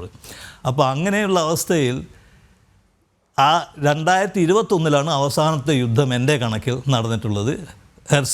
നമ്മുടെ അസർബൈജാനും അർമേനിയയും തമ്മിലുള്ള യുദ്ധം, അത് നിർത്തിയത് പുടിനായിരുന്നു. അതിനുശേഷം വന്നത് മുഴുവൻ സംഘർഷമാണ്. ഇതൊന്നും യുദ്ധത്തിലേക്ക് ഇനിയും പോയിട്ടില്ല. ഇപ്പോൾ നടക്കുന്ന 1, 2, 3 സംഭവങ്ങൾ. അപ്പോൾ പക്ഷേ 1971 യുദ്ധം അത് ശരിക്കുമുള്ളൊരു യുദ്ധമായിരുന്നു. അതാണ് ആഗസ്റ്റ് 9 മറ്റോ ആണ് 1971 ഇന്ത്യയും സോവിയറ്റ് യൂണിയനും തമ്മിൽ ഒരു ഉടമ്പടി നമ്മൾ സൈൻ ചെയ്തിട്ടുള്ളത്, ഒപ്പിട്ടിട്ടുള്ളത്. അതിന് മുൻപ് നടന്ന സംഗതികളാണ് ഈ യുദ്ധത്തിലേക്ക് അതിനെ നയിച്ചത്. അവിടെ വെച്ചിട്ട് അതുകൊണ്ട് തന്നെ ഡിസംബർ 16 വിജയ് ദിവസമായി ആചരിക്കാനുള്ള അവകാശം ഭാരതത്തിനില്ല എന്നാണല്ലോ ഇപ്പോൾ ബംഗ്ലാദേശിലെ താൽക്കാലിക ഭരണകൂടത്തിൻ്റെ ഉപദേശകം പറഞ്ഞിരിക്കുന്നത്. അത് നമ്മുടെ ഇന്നത്തെ ചർച്ചാ ഇഷ്യൂ അതാണ്. അതെ, അത് രാഷ്ട്രീയ സംഭവമായിട്ടും നോക്കുകയാണെങ്കിൽ അത് അവർക്ക് പറയേണ്ടി വരും. കാരണം അവർ മറ്റേ ഭാഗത്താണ്. അവർക്ക് പാകിസ്ഥാനോടായിരുന്നു അന്നും ഇന്നും കൂടുതൽ എന്ന് ഞാൻ പാകിസ്ഥാനോടാണ്. അപ്പോൾ അവർക്കത് പറയാം. അത് രാഷ്ട്രീയമായിട്ടുള്ള സംഗതിയാണ്. ഞാനിവിടെ ചർച്ച ചെയ്യുന്നത്, ഞാൻ സംസാരിക്കുന്നത് യുദ്ധത്തിനെ പറ്റിയാണ്. യുദ്ധം എങ്ങനെയാണ് സംഭവിച്ചത്, അതെങ്ങനെയാണ് നടന്നത് എന്നുള്ളതും, അതും ഞാൻ നേരത്തെ പറഞ്ഞ മാതിരി 3 യുദ്ധങ്ങളിൽ വെച്ച് എനിക്ക് ഏറ്റവും ഇഷ്ടപ്പെട്ട യുദ്ധങ്ങളാണ്. അതായത് ഒരു അധ്യാപകന് പറ്റിയ രീതിയിലുള്ള യുദ്ധത്തെപ്പറ്റി എങ്ങനെ ബാക്കിയുള്ളവർക്ക് പറഞ്ഞു കൊടുക്കാൻ സാധിക്കും, അതിൽ കൂടെ ആ യുദ്ധം ചെയ്യുന്ന രാജ്യത്തിൻ്റെ മനസ്ഥിതി, സൈക്കോളജി, മനഃശാസ്ത്രം എങ്ങനെ മനസ്സിലാക്കാൻ പറ്റുമെന്നാണ് എനിക്ക് ഇപ്പോൾ പറയാൻ സാധിക്കുക. അത് ഒരു പഠന വിഷയമാണ്. അതേസമയം ബംഗ്ലാദേശിൻ്റെ കാര്യത്തിൽ പറയുകയാണെങ്കിൽ, ബംഗ്ലാദേശ് എന്ന രാജ്യം അന്നുണ്ടായിരുന്നില്ല. അത് മനസ്സിലാക്കേണ്ട ആവശ്യമുണ്ട്. ബംഗ്ലാദേശ് വന്നത് ഈ 16-ാം തീയതിയാണ്. 1971 16-ാം തീയതിക്ക് ശേഷമാണ് ബംഗ്ലാദേശ് ഉണ്ടായത്. അപ്പോൾ ബംഗ്ലാദേശ് ഈ യുദ്ധം ചെയ്തിട്ടില്ല വാസ്തവത്തിൽ. ബംഗ്ലാദേശിൻ്റെ പട്ടാളക്കാരും സൈനികരും ഒക്കെ നമ്മൾ നോക്കുമ്പോൾ ആദ്യത്തെ നേവൽ ഓഫീസേഴ്സിനെ ട്രെയിൻ ചെയ്തത് ഞാനാണ്. അത് 2 വർഷത്തിന് ശേഷം, നാവികസേന ഉണ്ടായത് 2-3 വർഷത്തിന് ശേഷമാണ്. അത് ട്രെയിൻ ചെയ്തിട്ടുള്ള ഉദ്യോഗസ്ഥന്മാരൊക്കെ പാകിസ്ഥാൻ മുങ്ങിക്കപ്പലായ ഖാസിയിൽ നിന്ന് ഒളിച്ചോടിപ്പോയി അല്ലെങ്കിൽ മ്യൂട്ടിന് നടത്തിപ്പോയവരാണ്. ജർമ്മനിയിൽ അവർക്ക് വെടികൊണ്ട് അവിടെ പോയി റെഡ് ക്രോസ് അവരെ നോക്കി, അവരെയാണ് നമുക്ക് ഇന്ത്യൻ നാവികസേനയുടെ ട്രെയിനിങ് സെൻറ്ററിലേക്ക് അയച്ചത്. ആ സമയത്താണ് എന്നെ വിളിച്ചിട്ട് അവരെ ട്രെയിൻ ചെയ്യാൻ പറയുന്നതും. കാരണം ഞാനിതിൽ പങ്കെടുത്തിട്ടുണ്ട്. അവിടെ വെച്ചാണ് എനിക്ക് മനസ്സിലാവുന്നത് എല്ലാം ശരിയായിട്ടല്ല നടക്കുന്നത്. ഒരു വിഭാഗം ബംഗ്ലാദേശികൾക്ക് പാകിസ്ഥാൻ തന്നെയാണ് കൂടുതൽ അടുപ്പം എന്ന് ഞാൻ മനസ്സിലാക്കിയത്. ഇവിടെ ഞാൻ കൊണ്ടുവരുന്നത് രാഷ്ട്രീയമോ മതമോ അല്ല. കാരണം രാഷ്ട്രത്തിനെ പറ്റിയുള്ള സംഗതിയാണ്, ഒരു ദേശത്തിനെ പറ്റിയുള്ള സംഗതിയാണ്. So it was a battle between India and Pakistan. അതെ, ഇന്ത്യയും പാകിസ്ഥാനും തമ്മിലുള്ള യുദ്ധമായിരുന്നു. അതിൽ ഇന്ത്യൻ സൈനികർ ഇന്ത്യക്ക് വേണ്ടിയാണ് യുദ്ധം ചെയ്തത്, പാകിസ്ഥാൻ സൈനികർ പാകിസ്ഥാന് വേണ്ടിയാണ് യുദ്ധം ചെയ്തത്. ഇത് ഞാൻ പറയുന്നത് എന്താണെന്ന് വെച്ചാൽ, പല സ്ഥലത്തും ഉള്ള സൈനികർ ഒരു വ്യക്തിക്ക് വേണ്ടിയിട്ടോ രാജാവിന് വേണ്ടിയിട്ടോ ഒരു പാർട്ടിക്ക് വേണ്ടിയിട്ടോ ഒരു പ്രത്യേക സിദ്ധാന്തത്തിന് വേണ്ടിയിട്ടോ യുദ്ധം ചെയ്യും. പക്ഷേ ഇന്ത്യൻ സൈനികർ ഇതുവരെ ഇന്ത്യക്ക് വേണ്ടി, ഭാരതത്തിന് വേണ്ടി മാത്രമേ യുദ്ധം ചെയ്തിട്ടുള്ളൂ. ഓക്കെ, ശ്രീ പത്മനാഭൻ, ഒ അബ്ദുള്ളയുടെ ചരിത്രാവബോധമില്ലായ്മയാണോ ഇത്തരം പരാമർശം നടത്താൻ അദ്ദേഹത്തെ പ്രേരിപ്പിച്ചത്? അല്ല, അതല്ല. ഇതൊക്കെ എന്താ അറിയോ, ഈ ലോകത്തിന് ദഹിക്കാത്ത ഒരു സത്യമാണ് 1971 ലോകം എന്താ പറയാ സ്വീകരിക്കേണ്ടി വന്നത്. കാരണം നിങ്ങൾ ചരിത്രം എടുത്ത് പരിശോധിച്ച് നോക്കൂ. ലോകത്ത് യുദ്ധം നടത്തി രാജ്യങ്ങളെ ഒന്നാക്കുന്നതും രണ്ടാക്കുന്നതും മൂന്നാക്കുന്നതും ഒക്കെ വൻ ശക്തികളായിരുന്നു. രണ്ടാം ലോക മഹായുദ്ധം, ഒന്നാം ലോക മഹായുദ്ധം, അതിനുശേഷം അമേരിക്ക ലോകത്തെ എമ്പാടും നടത്തിയ യുദ്ധങ്ങൾ. പക്ഷെ ലോകത്ത് ഇതൊക്കെ ചെയ്യാൻ അറിയാവുന്ന ആളുകൾ വേറെയും ഉണ്ട് എന്ന് ലോകത്തിന് മനസ്സിലാക്കിയത് അന്നാണ്. അതായത് ഒരു യുദ്ധം നടത്താനും ഒരു രാജ്യത്തെ രണ്ടാക്കാനും ഒക്കെ നിങ്ങൾക്ക് മാത്രമൊന്നുമല്ല, അതറിയുന്ന ആൾക്കാർ വേറെ ഉണ്ട് എന്നുള്ള സത്യം ലോകത്തിന് ഉൾക്കൊള്ളാൻ പറ്റിയിട്ടില്ല. അതുകൊണ്ടാണ് പാശ്ചാത്യര് ഇപ്പോഴും ആ യുദ്ധം അവർക്ക് ഒരു രസിക്കാത്ത സത്യമാണ്. ഇനി വേറെ ഇതിന്റെ ഒരു മതപരമായ അല്ലെങ്കിൽ ഒരു രാഷ്ട്രീയപരമായ കാരണങ്ങൾ രണ്ടെണ്ണം ഉണ്ട്. ഒന്ന്, ഈ 947 ഈ പാകിസ്ഥാൻ എന്ന രാജ്യം മതരാജ്യമായി രൂപീകരിച്ച് കൊണ്ടുവരുമ്പോൾ അതിന്റെ രാഷ്ട്രപിതാവ് എന്ന് പറയുന്ന ഈ മുഹമ്മദ് അലി ജിന്നയോട് ഒരു പാശ്ചാത്യ ഒരു രാഷ്ട്രീയ നേതാവ്, ഒരു രാജ്യത്തിന്റെ തലവൻ ചോദിച്ചു എന്നാണ്, ഈ പാകിസ്ഥാൻ എന്ന് പറയുന്ന രാജ്യം ഇന്ത്യയുടെ കിഴക്കും പടിഞ്ഞാറുമായി കിടക്കുകയല്ലേ, ഇത് എങ്ങനെ നിങ്ങൾക്ക് യോജിപ്പിച്ചു കൊണ്ടുപോകാൻ പറ്റും എന്ന് ചോദിച്ചപ്പോൾ ജിന്ന പറഞ്ഞ ഉത്തരം, അവർ റിലീജിയൻ വിൽ യുനൈറ്റ് അസ് എന്നാണ്. ഞങ്ങളുടെ മതം ഞങ്ങളെ ഒരുമിച്ച് നിർത്തുമെന്നാണ്. പക്ഷെ മതം ഒരു രാജ്യത്തെ ഒരുമിച്ച് നിർത്തില്ല. ഭാഷ ഒരു രാജ്യത്തെ ഒരുമിച്ച് നിർത്തിയേക്കാം, സംസ്കാരം ഒരു രാജ്യത്തെ ഒരുമിച്ച് നിർത്തിയേക്കാം, പക്ഷെ മതം ഒരിക്കലും ഒരു രാജ്യത്തെ ഒരുമിച്ച് നിർത്തിയതിന്റെ ഏറ്റവും വലിയ ഉദാഹരണമാണ് പാകിസ്ഥാൻ എന്ന രാജ്യം രണ്ടാവാൻ കാരണം. കാരണം ബംഗാളികളെ അംഗീകരിക്കാൻ ഒരു കാലത്തും പാകിസ്ഥാനിലെ പഞ്ചാബികളും സിന്ധുകളും തയ്യാറായത്. അടിസ്ഥാനപരമായി അവിടുന്നാണ് ഈ പ്രശ്നം തുടങ്ങുന്നത്. രാഷ്ട്രീയമായി അതിന് രാഷ്ട്രീയമുണ്ട്. കാരണം പ്രധാനമന്ത്രി കസാരയുടെ പ്രശ്നമുണ്ട്, അധികാരത്തിന്റെ പ്രശ്നമുണ്ട്. കിഴക്കൻ പാകിസ്ഥാനിൽ നിന്ന് വരുന്നൊരു ബംഗാളി വന്നിട്ട് പടിഞ്ഞാറൻ പാകിസ്ഥാൻ ഭരിച്ചാൽ വലിയ വിഷമമാണ്. മാത്രമല്ല, ഞാൻ നേരത്തെ ശേഖർ ഗുപ്തയുടെ കാര്യം പറഞ്ഞു.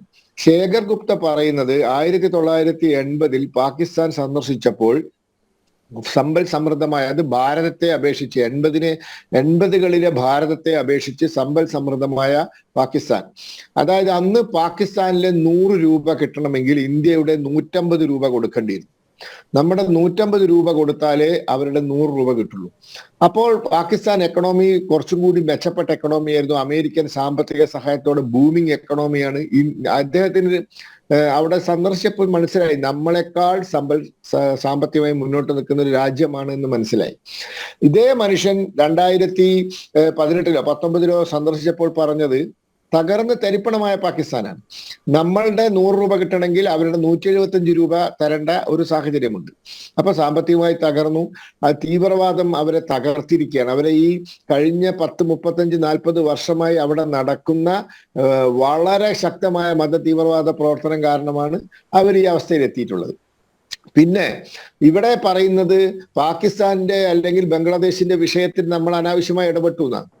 അതിന് ഒരു സത്യമുണ്ട്. ഇവിടെ പലരും തെറ്റിദ്ധരിക്കും 971 തെരഞ്ഞെടുപ്പ് ഇന്ദിരാഗാന്ധി ജയിച്ചത് ബംഗ്ലാദേശ് യുദ്ധത്തിന് ശേഷമാണ്.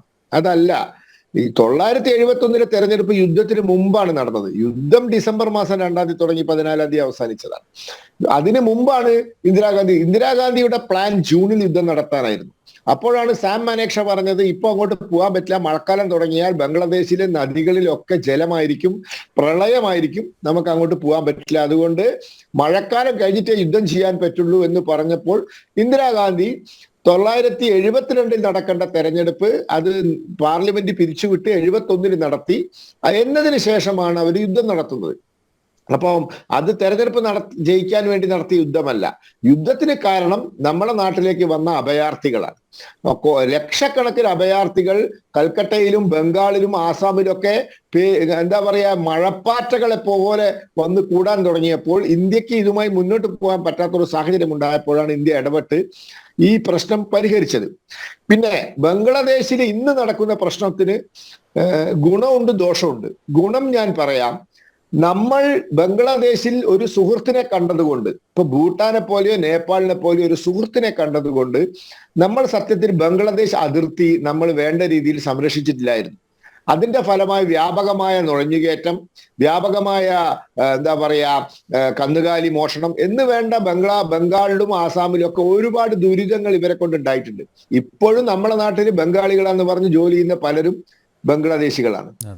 അപ്പോൾ ഈ ഒരു അബദ്ധം നമുക്ക് പറ്റിയത് we thought that they were friends, അവർ നമ്മളെ സുഹൃത്തുക്കളാണ്, എന്നും സുഹൃത്തുക്കളായി നിൽക്കും എന്ന് നമ്മൾ വിശ്വസിച്ചത് കൊണ്ടാണ്.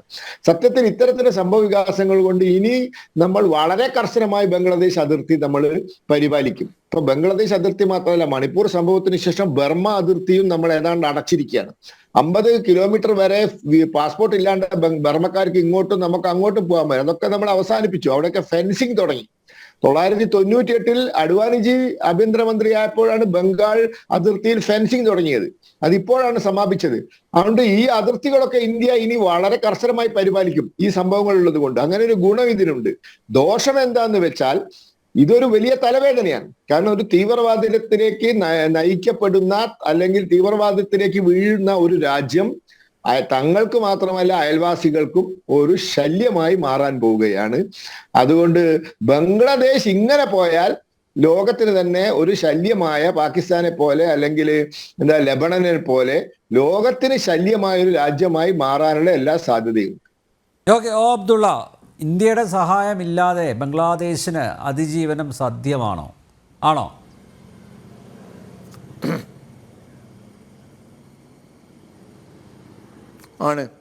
ആണോ? ഇന്ത്യനെ കണ്ടിട്ട് അപ്പം ബംഗ്ലാദേശ് മുമ്പോട്ട് പോകുന്നത് പല കാര്യങ്ങളിലും ബംഗ്ലാദേശ് വളരെ മുന്നില്ല. ഇടക്കാലത്തുണ്ടാകുന്ന പല തരത്തിലുള്ള പ്രകൃതി കൊടുങ്കാറ്റുകളും ഭീഷണികളും അതുകൊണ്ടുണ്ടാകുന്നതായ ചില തിരിച്ചടികൾ ഉണ്ടാകുന്നു എന്നത് ഒഴിച്ച് നിർത്തിയാൽ ബംഗാളികൾ ഒന്നാമത് അവർ മധ്യപ്രദേശത്ത് ഉടൻ വ്യാപിച്ച് കിടക്കുക. അവിടുത്തെ മിക്കവാറും എല്ലാ തൊഴിൽ മേഖലകളും അവരുടെ കയ്യിലാണ്. വളരെ കുറഞ്ഞ വേതനത്തിന് അവർ ജോലി ചെയ്യാൻ തയ്യാറാണ്. അതുകൊണ്ട് തന്നെ അവർ സമ്പന്നതയിലേക്ക്, അവരുടെ എടുത്ത് പരിശോധിച്ച് നോക്കിയാലറിയാം, അവർ സമ്പന്നതയിൽ നിന്ന് സമ്പന്നതയിലേക്ക് മുന്നോട്ട് പോകാം. രണ്ടാമത് നേരത്തെ ആ സുഹൃത്ത് പറഞ്ഞത് മതം എന്ന് പറയുന്നത് ഏകീകരണ ശക്തിയല്ല എന്നാണ്. ഭാഷ ഏകീകരിക്കും. അങ്ങനെയെങ്കിൽ രണ്ട് ഇതുണ്ടായത് എങ്ങനെ? പശ്ചിമ ബംഗാളും കിഴക്കൻ ബംഗാളും രണ്ട് രാജ്യമായത് എങ്ങനെ? ഇന്ത്യയുടെ കീഴിലുള്ളതായ ബംഗാൾ, പശ്ചിമ ബംഗാൾ എന്ന് പറഞ്ഞ രാജ്യമല്ലേ. അതുപോലെ തന്നെ ബംഗ്ലാദേശ് എന്ന് പറയുന്നത് രണ്ടും ഒരേ ഭാഷയല്ലേ. എന്തുകൊണ്ട് അവരൊന്നാകുന്നില്ല? അങ്ങോട്ടും ഇങ്ങോട്ടും ഒന്ന് ആലോചിച്ചിട്ട് വേണ്ട ഇതൊക്കെ ചർച്ച ചെയ്യാൻ. മതത്തോടോ അല്ലെങ്കിൽ ഇസ്ലാമിനോടോ എന്തെങ്കിലും ഒരു വെറുപ്പുണ്ട് വിചാരിച്ച് എന്തെങ്കിലും വിളിച്ചു പറയാ. മതം എന്നത് ഏകീകരണ ശക്തിയാണ് എന്നതിന് ഇത്രയും കാലം ഒന്നിച്ച് നിൽക്കുന്നു എന്നത് തന്നെയാണല്ലോ. പലയിടങ്ങളിലും പല രാജ്യങ്ങളും ഒന്നിച്ച് നിൽക്കുന്നത് മതത്തിൻ്റെ അടിസ്ഥാനത്തിലാണ്, അല്ലാതെ പറയാൻ കഴിയില്ല. ആ കാരണത്താലാണ് ഇസ്ലാമിനെ വേട്ടയാടുന്നതും.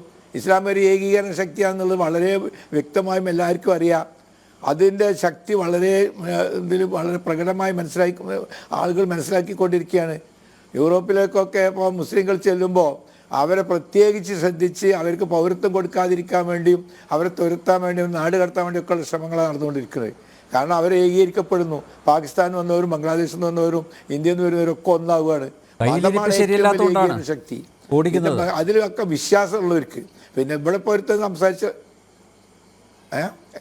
എന്തേ അല്ല, കയ്യിലിരിപ്പ് ശരിയല്ലാത്തതുകൊണ്ടാണ് എവിടെ ചെന്നാലും ഓടിച്ചു വിടുന്നത്. ഒരു വിശ്വാസമില്ലാതെ ഒരു വട്ടം ഒരു പെണ്ണിട്ടി ഒന്നാമത് പെണ്ണിട്ടി അവൾ വിശ്വാസമില്ല, രണ്ടാമത് കെട്ടി അതിന് വിശ്വാസമില്ല, മൂന്നാമതും കെട്ടി വിശ്വാസമില്ല, ഇപ്പം നാലാമതൊന്ന് കെട്ടീന്. അങ്ങനത്തെ ആൾക്കാരൊക്കെ നമ്മളെ കൂടെ ചർച്ചയിൽ പങ്കെടുക്കുന്നത്. ഓർക്ക് ഭൂമിയിൽ ഒന്നിനും വിശ്വാസം ഉണ്ടാവില്ല. കാരണം അവരുടെ വാചകങ്ങൾക്കൊന്നും മറുപടി പറയാന്ന് ഞാൻ തയ്യാറില്ല. ഓലെ എന്ത് ഇതിന്റെ പറയില്ലടാ, പറഞ്ഞിട്ട് പറയും, പറഞ്ഞു കഴിഞ്ഞിട്ട് പറയും. എന്നോടല്ല പറയാൻ വേണ്ടി പറയുന്നത് നിങ്ങൾ പറയും ചെയ്യേ. മുഹമ്മദ് നബിയുടെ കഥ പറയാ എന്താ? എടുപ്പിക്കരുതെന്ന് മുഹമ്മദ് എന്നെ നബി കൊണ്ട്. കല്യാണം കഴിച്ചത് നമുക്ക് മാതൃകയാണ്.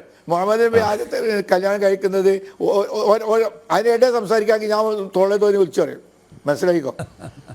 ഞാൻ ഈ ഒരു ചാനൽ ഉണ്ടായ കാലം മുതൽക്കൊരു ചർച്ചയിൽ മുഹമ്മദ് നബി ആദ്യത്തെ കല്യാണം കഴിക്കുമ്പോൾ 2 ഓട്ടോറിക്ഷയിൽ അദ്ദേഹത്തിൻ്റെ ഭാര്യ പുതുക്കത്തിന് വന്നത്, അതായത് 6 കുട്ടികൾ.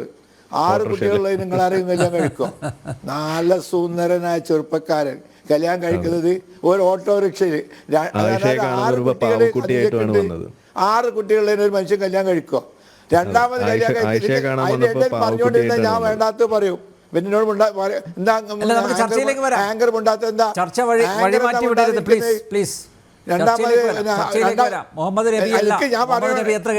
മറ്റേ പറയാ നിങ്ങൾ ഉണ്ടാതിരിക്കുക. എന്ത് ചർച്ചയിലൊക്കെ വരുന്നത്? പ്രവാചകന് പറഞ്ഞിട്ടല്ലേ എം പി കല്യാണം കഴിച്ചതിനെ പറ്റി ഞാൻ കേട്ടല്ലോ. അവൻ പറഞ്ഞത് രണ്ടാമത് കല്യാണം കഴിക്കുന്നത് 68 വയസ്സുള്ള സ്ത്രീനാണ്. അവരവിടെ ഭർത്താവ് ഇത് അബ്സിനിലേക്ക് ഇജറ പോയി, ആ സ്ത്രീ ഭർത്താവ് അവരെ ഒഴിവാക്കി, അപ്പോൾ അതിനെ കല്യാണം കഴിച്ചു. ഇങ്ങനെ അഭയം നൽകി കല്യാണം കഴിച്ചതിനെ ഞാൻ പരിഹസിക്കുന്നത്. ഇസ്ലാം എന്താണെന്ന് മനസ്സിലാക്കണ്ടേ? ഹോമിയോപ്പതി പഠിക്കാൻ പോയിട്ടുണ്ടെങ്കിൽ എങ്ങനെ ഇസ്ലാം മനസ്സിലാവുക? ഒരു ഹോമിയോപ്പതി എന്ന് പറയുന്നത് തന്നെ എന്താണെന്ന് എല്ലാവർക്കും അറിയാം. അത് പഠിച്ചാൽ ഡോക്ടർ എന്ന് പറയുന്നത് ഇങ്ങനെ നടക്കുക. ഞാനാണ് കക്ഷി എന്താണെന്നുള്ളത് പറഞ്ഞത്. ഹോമിയോപ്പതി യൂസ് ചെയ്യുന്ന ഞാൻ പേരിട്ടു. കാരണം എന്നെ വിളിച്ചത് നേരത്തെ കേട്ടില്ലേ, സീറോ അബ്ദുള്ള എന്ന്. അപ്പോൾ OB വിജയൻ ഇയാൾ വിളിക്കാൻ 0 വിജയൻ എന്നാ വിളിക്കാം.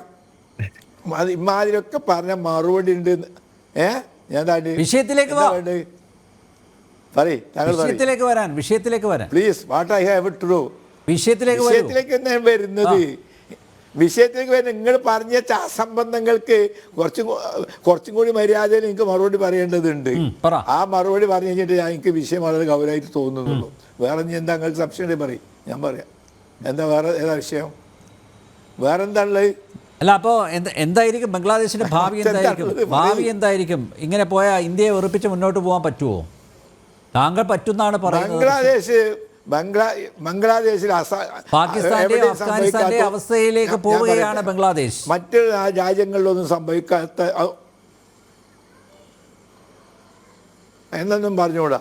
അവിടെ ഇപ്പം നടന്ന കലാപത്തിൽ ഹിന്ദുക്കൾ കൂട്ടക്കലാപം നടത്തിയത് ശുദ്ധ കളവ. BBC പരിശോധിച്ച ശേഷം ഞാൻ കാര്യം ഇരിക്കുന്നത്. അവിടെ ആകെ കൊല്ലപ്പെട്ട ഹിന്ദുക്കളുടെ എണ്ണം 9. 300 ചില്ലാനും ആളുകൾ മരിച്ചതിൽ ഇങ്ങനെ കള്ളം വിളിച്ചു പറയാതെ താങ്കൾക്ക് ഞാൻ അയച്ചു തരാം വീഡിയോ ദൃശ്യങ്ങൾ ഞാൻ അയച്ചു തരാം, കണക്ക് അയച്ചു തരാം. താങ്കൾക്ക് BBC പറയുന്നതാണ് ഞാൻ അങ്ങോട്ട് ഇങ്ങനെ കള്ളം പടച്ചു വിടാതെ പിന്നെ താങ്കൾക്ക് ലേഖനം അങ്ങോട്ട് അയക്കാലോ. അല്ല നിങ്ങളെ പോലത്തെ ബംഗ്ലാദേശ് പോയി വരാൻ ഞാൻ തരാം പൈസ. എന്തുകൊണ്ട് ലേഖനം അങ്ങോട്ട് അയക്കുന്നില്ല? നിങ്ങൾ എന്തുകൊണ്ട് ലേഖനം അയക്കുന്നില്ല? വലിയ സെറ്റപ്പൊക്കെ ഉള്ള ആൾക്കാരാണല്ലോ.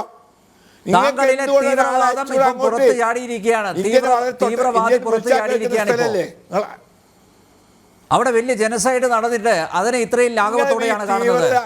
തീവ്രത എന്നൊക്കെ പറയുമ്പോൾ ഞങ്ങൾ ഇങ്ങനെ പേടിക്കൂല കേട്ടോ. ബംഗ്ലാദേശിൽ 9 ഹിന്ദുക്കളെ കൊല്ലപ്പെട്ടുള്ളൂ എന്ന് പറയാൻ എന്ത് അടിസ്ഥാനത്തിലാണ് താങ്കൾ അത് പറയുന്നത്? നേരത്തെ താങ്കളുടെ മകനോട് നിങ്ങൾക്ക് BBC മാത്രമേ ഉള്ളൂ നിങ്ങൾക്ക് ഇതിനൊക്കെ അടിസ്ഥാനം ആധാരം. താങ്കളുടെ മകനും ഇതേ അഭിപ്രായമാണ് ഇവിടെ പറഞ്ഞിട്ട് പോയത്. BBC പറഞ്ഞാൽ എല്ലാമായോ? ഞങ്ങൾക്ക് ജനമുണ്ട്, ജനം എല്ലാം. അല്ല, BBC യാഥാർത്ഥ്യത്തെ എങ്ങനെയാണ് ട്വിസ്റ്റ് ചെയ്യുന്നത് അല്ലെങ്കിൽ എങ്ങനെയാണ് ഡൈവേർട്ട് ചെയ്യുന്നത് മനസ്സിലാക്കിയതല്ലേ?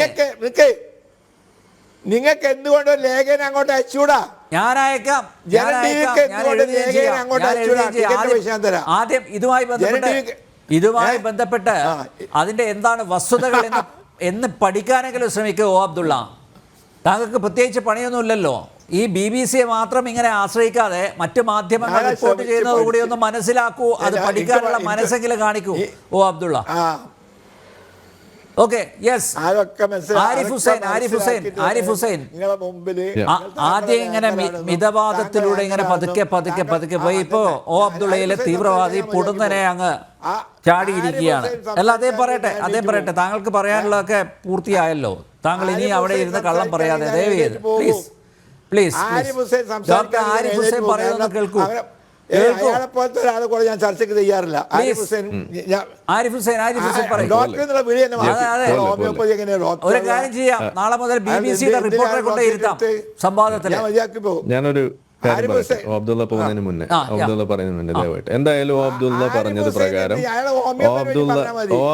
പറഞ്ഞത് പ്രകാരം ബംഗ്ലാദേശിൽ ഹിന്ദുക്കൾ ഒരാൾ പോലും മരിച്ചിട്ടില്ല. അവിടെ മരിച്ച ഹിന്ദുക്കളുടെ എണ്ണം 0 ആണ് എന്ന് പറഞ്ഞതുകൊണ്ട്, 0 എന്ന് പറഞ്ഞാൽ 0 ആയതുകൊണ്ട് ഞാൻ അബ്ദുള്ളയെ ഇനി മുതൽ 0 അബ്ദുള്ള എന്ന് തന്നെ ഞാൻ വിളിക്കുകയുള്ളൂ.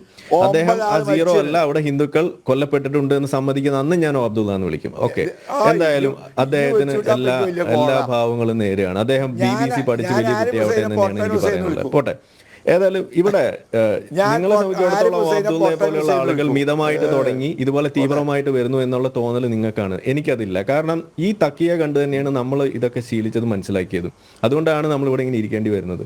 അതായത് തങ്ങൾക്ക് അനുകൂലമല്ലാത്ത സാഹചര്യങ്ങളിൽ മതേതരവാദിയാകും, ജനാധിപത്യവാദിയും, വസ്ത്ര സ്വാതന്ത്ര്യത്തിന് വേണ്ടിയിട്ട് നിലകൊള്ളും, അഭിപ്രായ സ്വാതന്ത്ര്യത്തിന് വേണ്ടി നിലകൊള്ളും, എല്ലാം അവിടെ നിലകൊള്ളും. അതേസമയം തങ്ങൾക്ക് ഭൂരിപക്ഷമുള്ള സ്ഥലത്തെത്തിയാൽ അവിടെ പിന്നെ ജനാധിപത്യം വേണ്ട, അവിടെ പിന്നെ മതേതരത്വം വേണ്ട, അവിടെ പിന്നെ വസ്ത്ര സ്വാതന്ത്ര്യം വേണ്ട, അവിടെ ഇസ്ലാമിക നിയമം മതി, അവിടെ അഭിപ്രായ സ്വാതന്ത്ര്യം വേണ്ട, അവിടെ അഭിപ്രായ സ്വാതന്ത്ര്യത്തിന് പകരം ഇസ്ലാമിക നിയമം മതി, നിങ്ങൾക്ക് മതം വിട്ടവനെ കൊല്ലാം എന്നുള്ളതടക്കമുള്ള നിയമങ്ങൾ കൊണ്ടുവരും. ഇവിടെ നമ്മളിവിടെ ഒരു വിഷയം സംസാരിക്കുമ്പോൾ അവിടെ ഇതേപോലെ മുഹമ്മദ് നബിയെയും ഇസ്ലാമിനെയും വലിച്ചഴക്കുന്നത് ആരാണ്? ഞാനല്ലല്ലോ. ഇവിടെ ഇങ്ങോട്ട് പറഞ്ഞ് അങ്ങോട്ട് മറുപടി വരും. അത് നിങ്ങൾ മനസ്സിലാക്കിയിട്ട് ഇങ്ങോട്ട് കൊണ്ടുവന്നാൽ മതി എന്ന് നമ്മളെപ്പോഴും പറയുള്ളൂ. ഇവിടെ ഇതൊന്നും പരാമർശിക്കേണ്ട ഒരു ആവശ്യമില്ലാത്തോടത്ത് നിങ്ങൾ പച്ചയായിട്ട് മൗദൂദിയെ കൊണ്ടുവരുന്നു, മൗദൂദിയെ കൊണ്ടുവന്ന് അതിനെ വെളുപ്പിക്കാൻ നോക്കുന്നു. ആ രീതിയിൽ മൗദൂദി ഇങ്ങനെ പാകിസ്ഥാൻ എതിരാണ് എന്നൊക്കെ പറഞ്ഞു വെച്ച് ഇതേപോലെ പറഞ്ഞു വെക്കുമ്പോൾ ഞാൻ ഒരിക്കൽ പറഞ്ഞു കഴിഞ്ഞു എന്താണ് മൗദൂദി ഉദ്ദേശിച്ചത്. മൗദൂദി പാകിസ്ഥാൻ എതിരായി നിന്നതിന്റെ കുറച്ചും കൂടി കാരണം ഞാൻ നിങ്ങൾക്ക് പറഞ്ഞുതരാം. മൗദൂദി പറഞ്ഞത്, ഒന്ന്, നിങ്ങൾ ഇങ്ങനെ ഇസ്ലാമിൽ രാജ്യ അതിർത്തി എന്ന് പറയുന്നത് ഇസ്ലാമിൽ രാജ്യ അതിർത്തി എന്ന് പറയുന്നത് കൺസെപ്റ്റ് ഇല്ല. അതേസമയം നിങ്ങൾ നിൽക്കുന്ന ഇടം ഏതാണോ അത് ഇസ്ലാമികവൽക്കരിക്കുക എന്നതാണ് ഇസ്ലാമിന്റെ രീതി എന്ന് പറഞ്ഞാണ് മൗദൂദി മാറി നിന്നത്. ഒന്നത്. രണ്ടാമത്തേത്, മൗദൂദി പറഞ്ഞു ഇങ്ങനെ ഒരു പാകിസ്ഥാനായി മാറുക എന്ന് പറഞ്ഞു കഴിഞ്ഞാൽ അത് ഒരിക്കലും തന്നെ ഇസ്ലാമിക നിയമങ്ങൾക്ക് അനുസൃതമായിട്ട് വരുന്ന ഒരു പാകിസ്ഥാൻ ആയിരിക്കില്ല.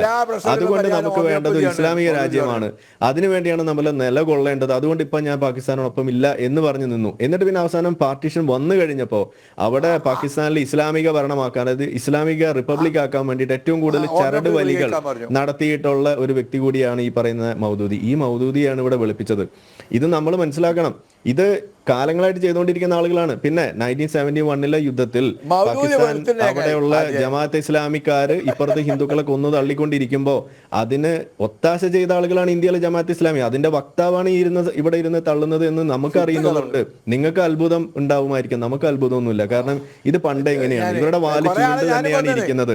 ഇവരുടെ വാല് നിങ്ങൾ എത്ര കുടലിൽ ഇട്ടാലും അത് നിവരില്ല. കാരണം അത് അൽ വാലാണ്, അത് അൽ കുടലിൽ ഇട്ടാൽ മാത്രമേ അത് അങ്ങനെ തന്നെ ഇരിക്കുകയുള്ളൂ. അത് നിവരാൻ പോകുന്നില്ല. അപ്പൊ അതുകൊണ്ട് നിങ്ങൾ ഈ തക്കിയെ നിങ്ങൾ മനസ്സിലാക്കി, ഈ ലോകം തിരിച്ചറിയണം. ഇതുകൊണ്ടാണ് ഈ പറയുന്ന വ്യക്തികളെ ഇവരെത്ര മതേതരവാദികളാണെന്ന് പറഞ്ഞാലും ലോകം ഇവരെ സമ്മതിക്കാത്തത്, ഇവരെ ആ രീതിയിൽ കാണാൻ ഇവർക്ക് സാധിക്കാത്തത് അതുകൊണ്ടാണ്. കാരണം ഈ തക്കിയാണ് എപ്പോഴും എടുത്ത് പൊക്കിക്കൊണ്ട് നടക്കുന്നത്. ഒരു വാക്ക് പോലും പറയാൻ സമ്മതിക്കാതെ ഇടപെട്ടുകൊണ്ടിരിക്കുന്നുണ്ടല്ലോ ഈ അസഹിഷ്ണുത. ഇത് തന്നെയാണ് ഇസ്ലാമിന്റെ രീതി.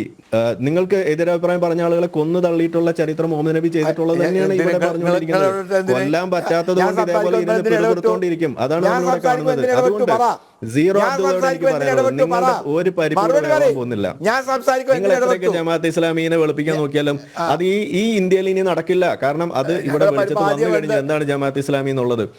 നിങ്ങളോട് പറഞ്ഞല്ലോ ബംഗ്ലാദേശിൽ ഇടപെട്ടത് ഇലക്ഷൻ, അതിനെ കുറിച്ച് ഇവിടെ ഓൾറെഡി സൂചിപ്പിച്ചു കഴിഞ്ഞു. എന്താണ് അതിന്റെ സംഗതി? നിങ്ങൾ അല്പമെങ്കിലും ചരിത്രം, അല്പമെങ്കിലും അതിന്റെ പിന്നാമ്പറം ഒന്ന് നോക്കിയിരുന്നെങ്കിൽ ആ വിഡ്ഢിത്തരം ഇവിടെ വിളമ്പുമായിരുന്നോ? ഇലക്ഷൻ കഴിഞ്ഞിട്ടാണ് യുദ്ധത്തിന് ഇറങ്ങിയത് എന്നുള്ളത് ഒരിക്കൽ ഇവിടെ പറഞ്ഞു കഴിഞ്ഞു. നമ്മൾ ഇനി വീണ്ടും അത് ആവർത്തിക്കണോ? അതാ നമുക്ക് ചോദിക്കാനുള്ളൂ. അപ്പോ അതിലൊരു സമാധാനം, അത് ഇന്ദിരാഗാന്ധി ആയി എന്നുള്ളതാണ്. അത് എങ്ങാനും ഏതെങ്കിലും ഒരു BJP കാരനായിരുന്നു എന്നുണ്ടെങ്കിൽ എന്തായിരിക്കും അവസ്ഥ എന്ന് ആലോചിച്ച് നോക്കൂ. അത് ഹിന്ദുക്കളെ രക്ഷിക്കാൻ വേണ്ടി ഇറങ്ങി എന്ന് പറഞ്ഞല്ലേ ഇപ്പൊ നിങ്ങൾ ഇവിടെ പറയാ. അത് എലക്ഷൻ എന്ന് പറഞ്ഞുകൊണ്ട് നിങ്ങൾക്ക് നുണ പറഞ്ഞെങ്കിൽ പിടിച്ചു നിൽക്കാൻ നോക്കുന്നത് എന്തുകൊണ്ടാണ്?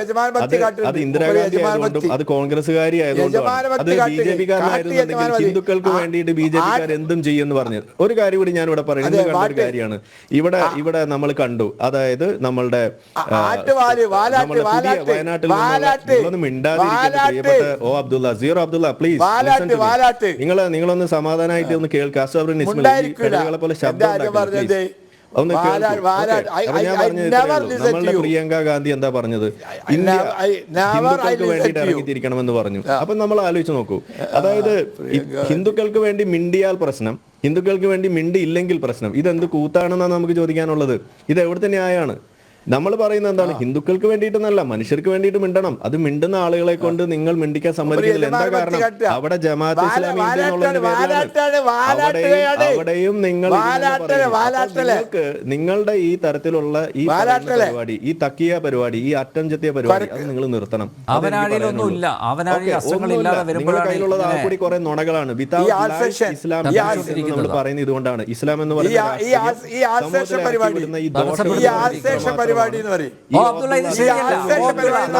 താങ്കളാണ് ഈ പാനലിലെ ഏറ്റവും സീനിയർ ആയിട്ടുള്ള വ്യക്തി. താങ്കളാണ് മറ്റുള്ളവർക്ക് മാതൃകയാവേണ്ടത്. ഇങ്ങനെ കലവില കൂട്ടാതെ മോശമല്ലേ? ഇത് കാണുന്നവർ എത്ര പ്രേക്ഷകരാണെന്ന് അറിയോ? താങ്കൾ ആ യൂട്യൂബ് ഒന്ന് എടുത്ത് നോക്കിയേ, അതിനടിയിൽ വരുന്ന കമന്റ് ഒന്ന് വായിച്ചേ. താങ്കൾ ആ യൂട്യൂബിൽ വരുന്ന കമന്റുകൾ ഒന്ന് എടുത്ത് വായിച്ചു നോക്കിയേ. ഒരു മര്യാദ കാണിക്കുക, അല്പമെങ്കിലും മര്യാദ കാണിക്ക്. ഇടപെട്ടു എന്ന് പറഞ്ഞ് ഇങ്ങനെയാണോ പ്രതികരിക്കേണ്ടത്?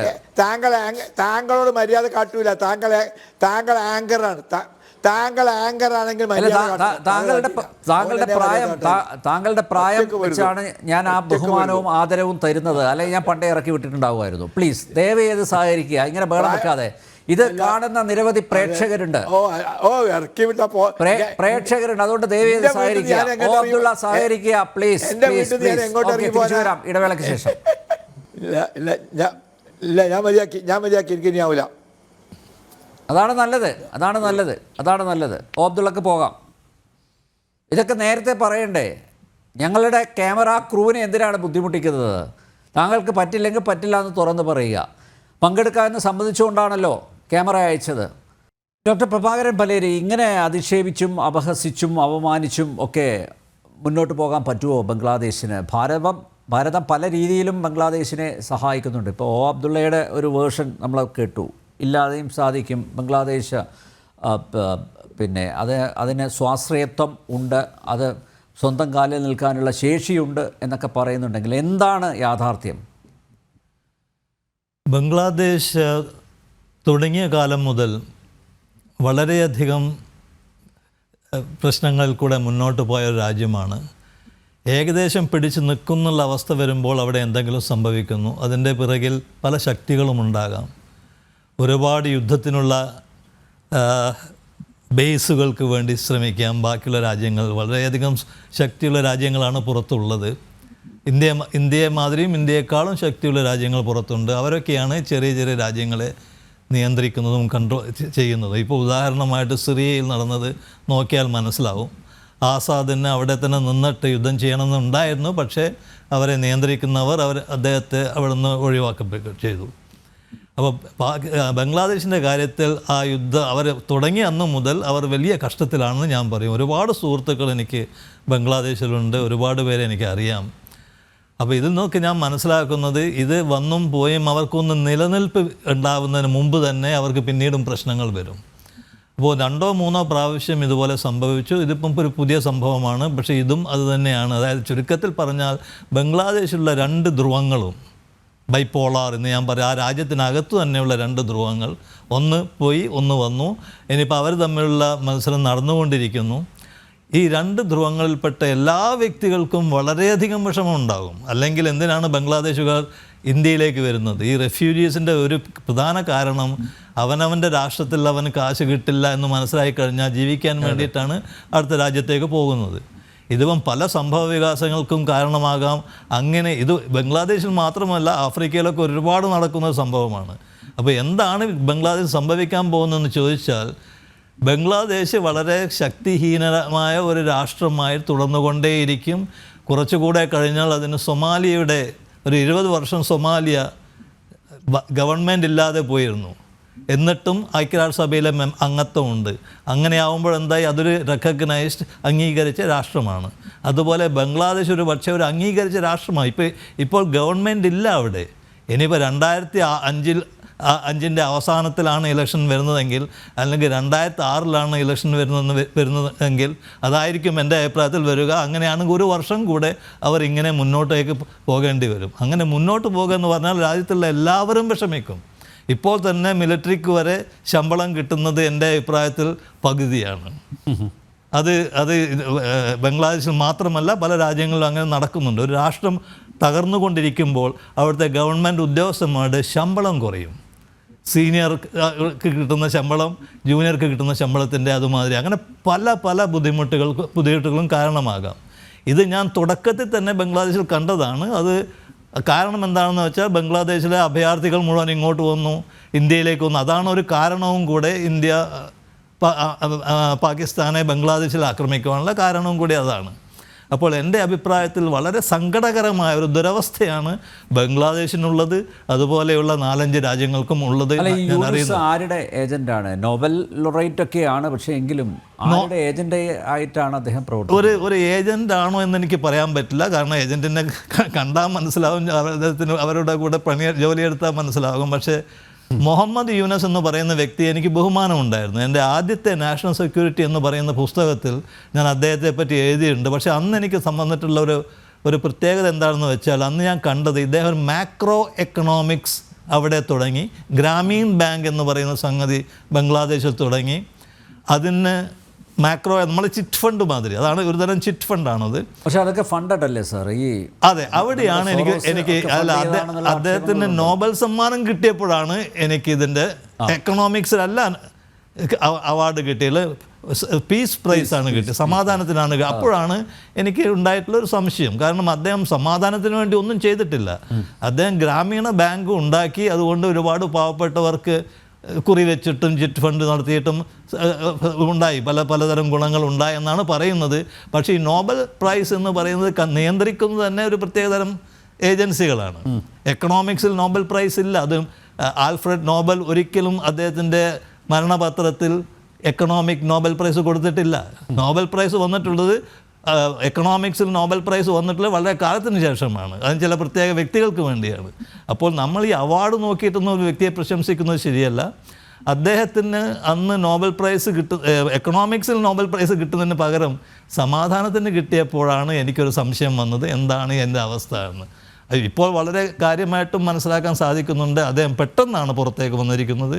അതിന് മുമ്പൊന്നും അദ്ദേഹം അവിടെ ഒരു നേതാവായിട്ടുണ്ടായിരുന്നില്ല.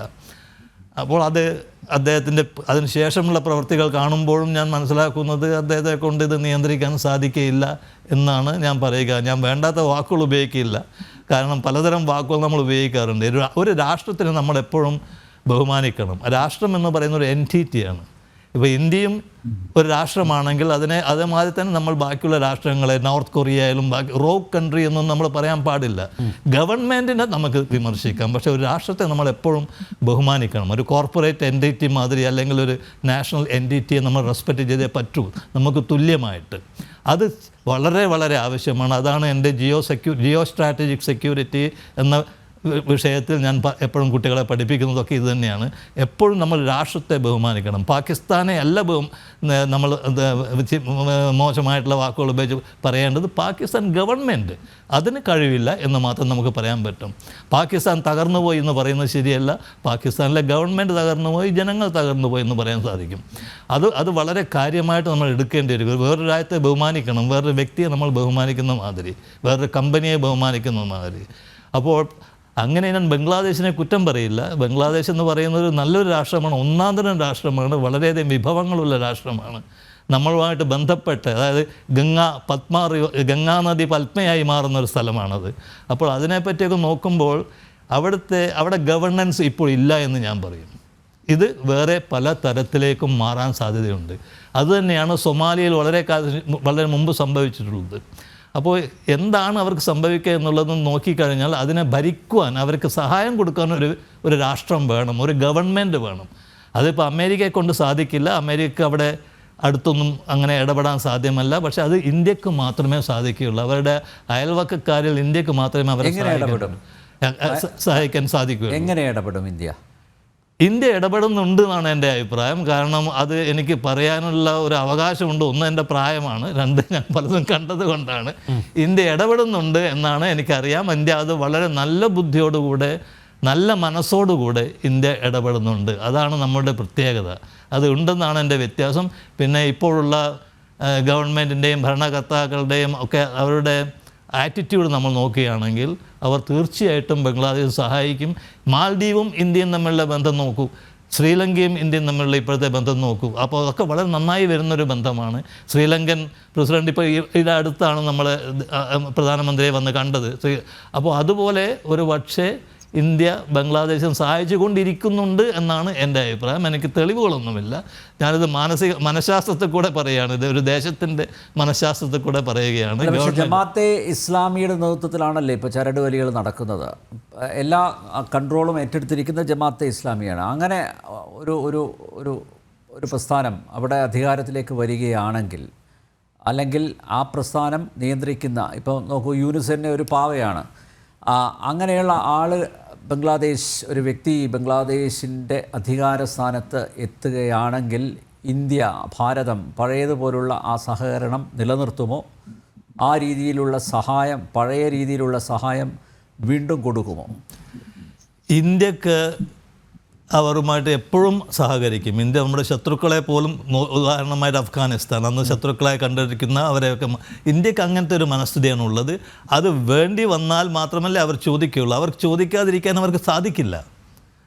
കാരണം നമ്മളിൽ നിന്ന് കിട്ടുന്ന ഈ സഹായം വേറെ ഒരു രാഷ്ട്രങ്ങളിൽ നിന്നും അവർക്ക് കിട്ടില്ല. അത് തീർച്ചയാണ്.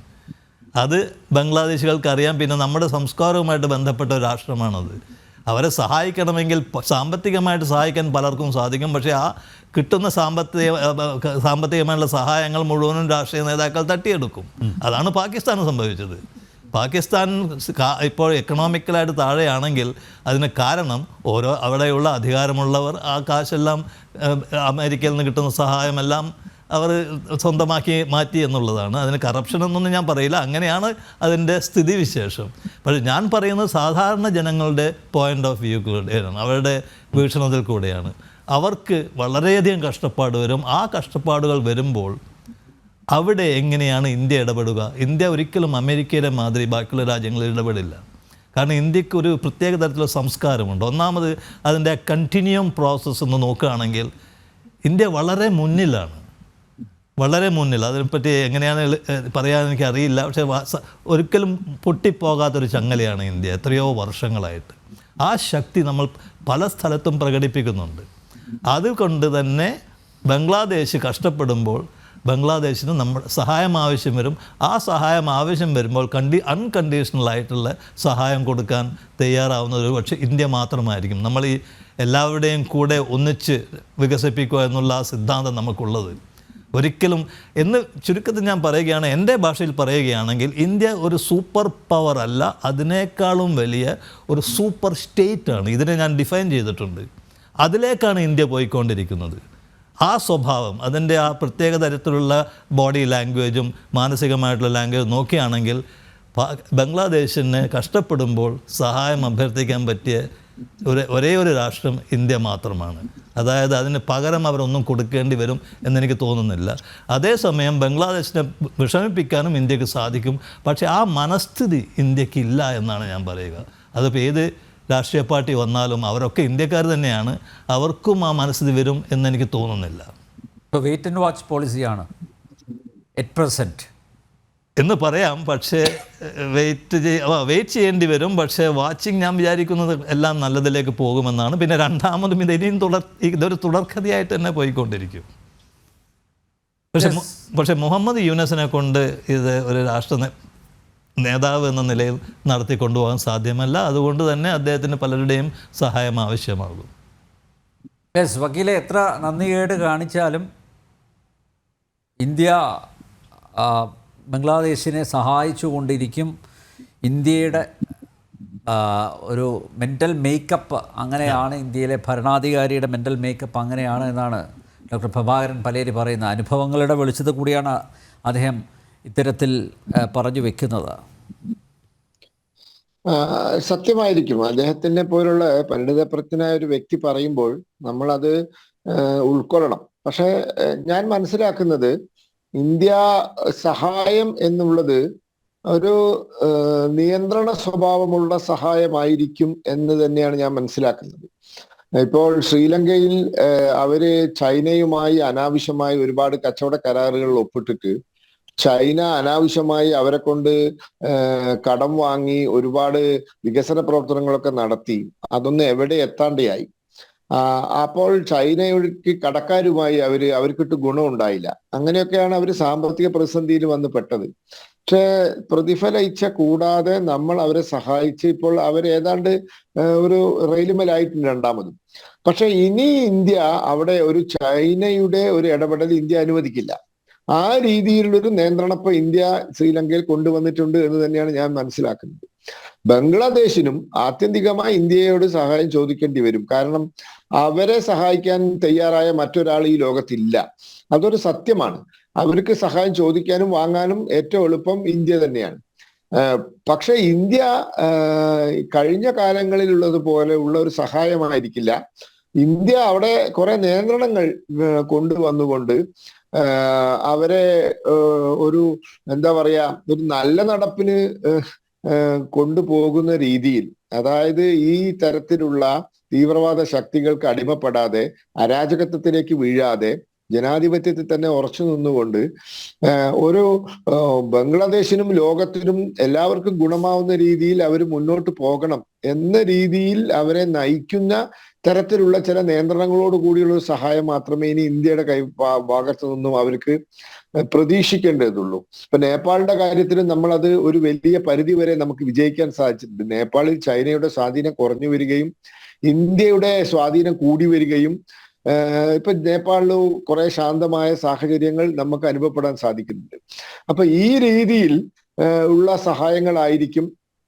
അവരുടെ രാജ്യം പുരോഗതി നേടണം, അവിടെ പ്രശ്നങ്ങളില്ലാണ്ട് മുന്നോട്ട് പോകണം, നമ്മൾക്കും ലോകത്തിനും അവരെ കൊണ്ട് പ്രശ്നങ്ങൾ ഉണ്ടാവരുത് എന്ന ഒരു സാഹചര്യം സൃഷ്ടിക്കലാണ് ഇന്ത്യയുടെ ലക്ഷ്യമെന്ന് തന്നെയാണ് നാം മനസ്സിലാക്കേണ്ടത്. ആരിഫ് ഹുസൈൻ, എത്ര കൊണ്ടാലും പഠിക്കില്ല, പിന്നെയും സഹനത്തിൻ്റെയും സഹവർത്തിത്വത്തിൻ്റെയും പാത സ്വീകരിക്കുന്നു. അത് ഭൂഷണമാണോ എന്ന വിമർശനങ്ങളും പല കോണുകളിൽ നിന്നും ഉയരുന്നുണ്ട്. ഒരു ചെറിയൊരു അപ്പോളജി ആദ്യം തന്നെ ഒന്ന് നടത്താമെന്ന് വിചാരിക്കുകയാണ്. കാരണം ഞാൻ ഇവിടെ ഏറെ ആഗ്രഹിക്കുന്ന ഒരു കാര്യം എന്ന് പറയുന്നത് സമാധാനപൂർവ്വം കാര്യങ്ങൾ പറഞ്ഞ്, പ്രത്യേകിച്ച് ഈ വിഷയത്തിന്റെ ഒരു ഗൗരവം ഒട്ടും തന്നെ ചോരാതെ ഒരു ചർച്ച നയിക്കണമെന്ന് വിചാരിച്ച് വരുമ്പോൾ അവിടെ നമ്മളെ കാണുമ്പോൾ തന്നെ അത്തരം വിഷയങ്ങളിൽ മതത്തെ വലിച്ചഴയ്ക്കാൻ പാകത്തിന് കാര്യങ്ങൾ പറഞ്ഞു വെച്ചുകൊണ്ട് അത് പറയിപ്പിക്കുന്ന ആളുകൾ, അതിൽ വ്യക്തിവിരോധം കൊണ്ടുവെക്കുന്ന ആളുകൾ, അത് നിരന്തരം നമ്മളിവിടെ കാണുകയാണ്. ഇപ്പൊ എനിക്ക് തോന്നുന്നു ഇത് ജനം ടി വിക്ക് തന്നെ ഇത് പലപ്പോഴും അനുഭവം ഉണ്ടായിട്ടുണ്ടാവും. നമ്മളുടെ അബ്ദുള്ള ഇവിടുന്ന് ഇറങ്ങിപ്പോകുന്നത് എനിക്ക് തോന്നുന്നു 3-4 തവണയായി നമ്മൾ ഇരിക്കുമ്പോൾ ഞാൻ ഇരിക്കുന്നു എന്നതിന്റെ പേരിൽ, അല്ലെങ്കിൽ ഇതുപോലൊരു കാര്യം നമ്മൾ ഓപ്പോസിങ് ഒരു വ്യൂ പറയുന്നു എന്നതിന്റെ പേരിൽ ഇറങ്ങിപ്പോകുന്നത്. പ്രത്യേകിച്ച് ഇപ്പോൾ തൊട്ട് മുന്നേ സംസാരിച്ച നമ്മളുടെ ക്യാപ്റ്റനും ഇതുപോലുള്ള കാര്യങ്ങളൊക്കെ പറയുമ്പോൾ ഞാൻ ആലോചിച്ച് പോകുന്നത് ഈ വിഷയം ഒരു പ്രധാനപ്പെട്ട ഇതിനകത്തൊരു വിഷയമുണ്ട്. ഇപ്പൊ എന്നെ സംബന്ധിച്ചിടത്തോളം നമ്മളൊക്കെ ഈ യുദ്ധ കാലഘട്ടത്തിനൊക്കെ ശേഷം ജനിച്ച ആളുകളാണ്. ഈ ഇന്നത്തെ ഒരു എന്താ പറയാ ഒരു ലേറ്റസ്റ്റ് ജനറേഷൻ എന്നൊക്കെ വേണമെങ്കിൽ നിങ്ങൾക്ക് വിളിക്കാം. നമ്മൾ ഈ വിഷയങ്ങൾ പാഠപുസ്തകങ്ങളിലൂടെ ചരിത്ര കിതാബുകൾ പരതി ഇന്നിപ്പോൾ മറ്റുള്ള സോഴ്സസിലൂടെയൊക്കെ നോക്കി പഠിച്ചും മനസ്സിലാക്കിയിട്ടാണ് ഇത് ഇവിടെ പറയുന്നത്. അതേസമയം നിങ്ങളെപ്പോലുള്ള പല ആളുകളും ഇവിടെ അതിൽ ജീവിച്ചിട്ടുള്ള ആളുകളാണ്. അപ്പോൾ ഇവിടെ നമ്മൾ പ്രതീക്ഷിക്കുന്നത് എന്താണ്? ഒരു മിനിമം സത്യസന്ധതയാണ്. ആ സത്യസന്ധത ഇല്ലാതെ ആ വിഷയത്തിന്റെ എവിഡൻസിനെ ബേസ് ചെയ്ത് കാര്യം പറയാനുള്ള ഒരു മിനിമം ബാധ്യത അത് നിറവേറ്റാതെ അവാസ്തവമായിട്ടുള്ള കാര്യങ്ങൾ പറയുകയും എന്നിട്ട് ആളുകളെ പറ്റിക്കുകയും ചെയ്യുന്നത് ഇവിടെ കാണുമ്പോൾ നമുക്ക് എങ്ങനെയും ഉണ്ടായിരിക്കാൻ കഴിയുക?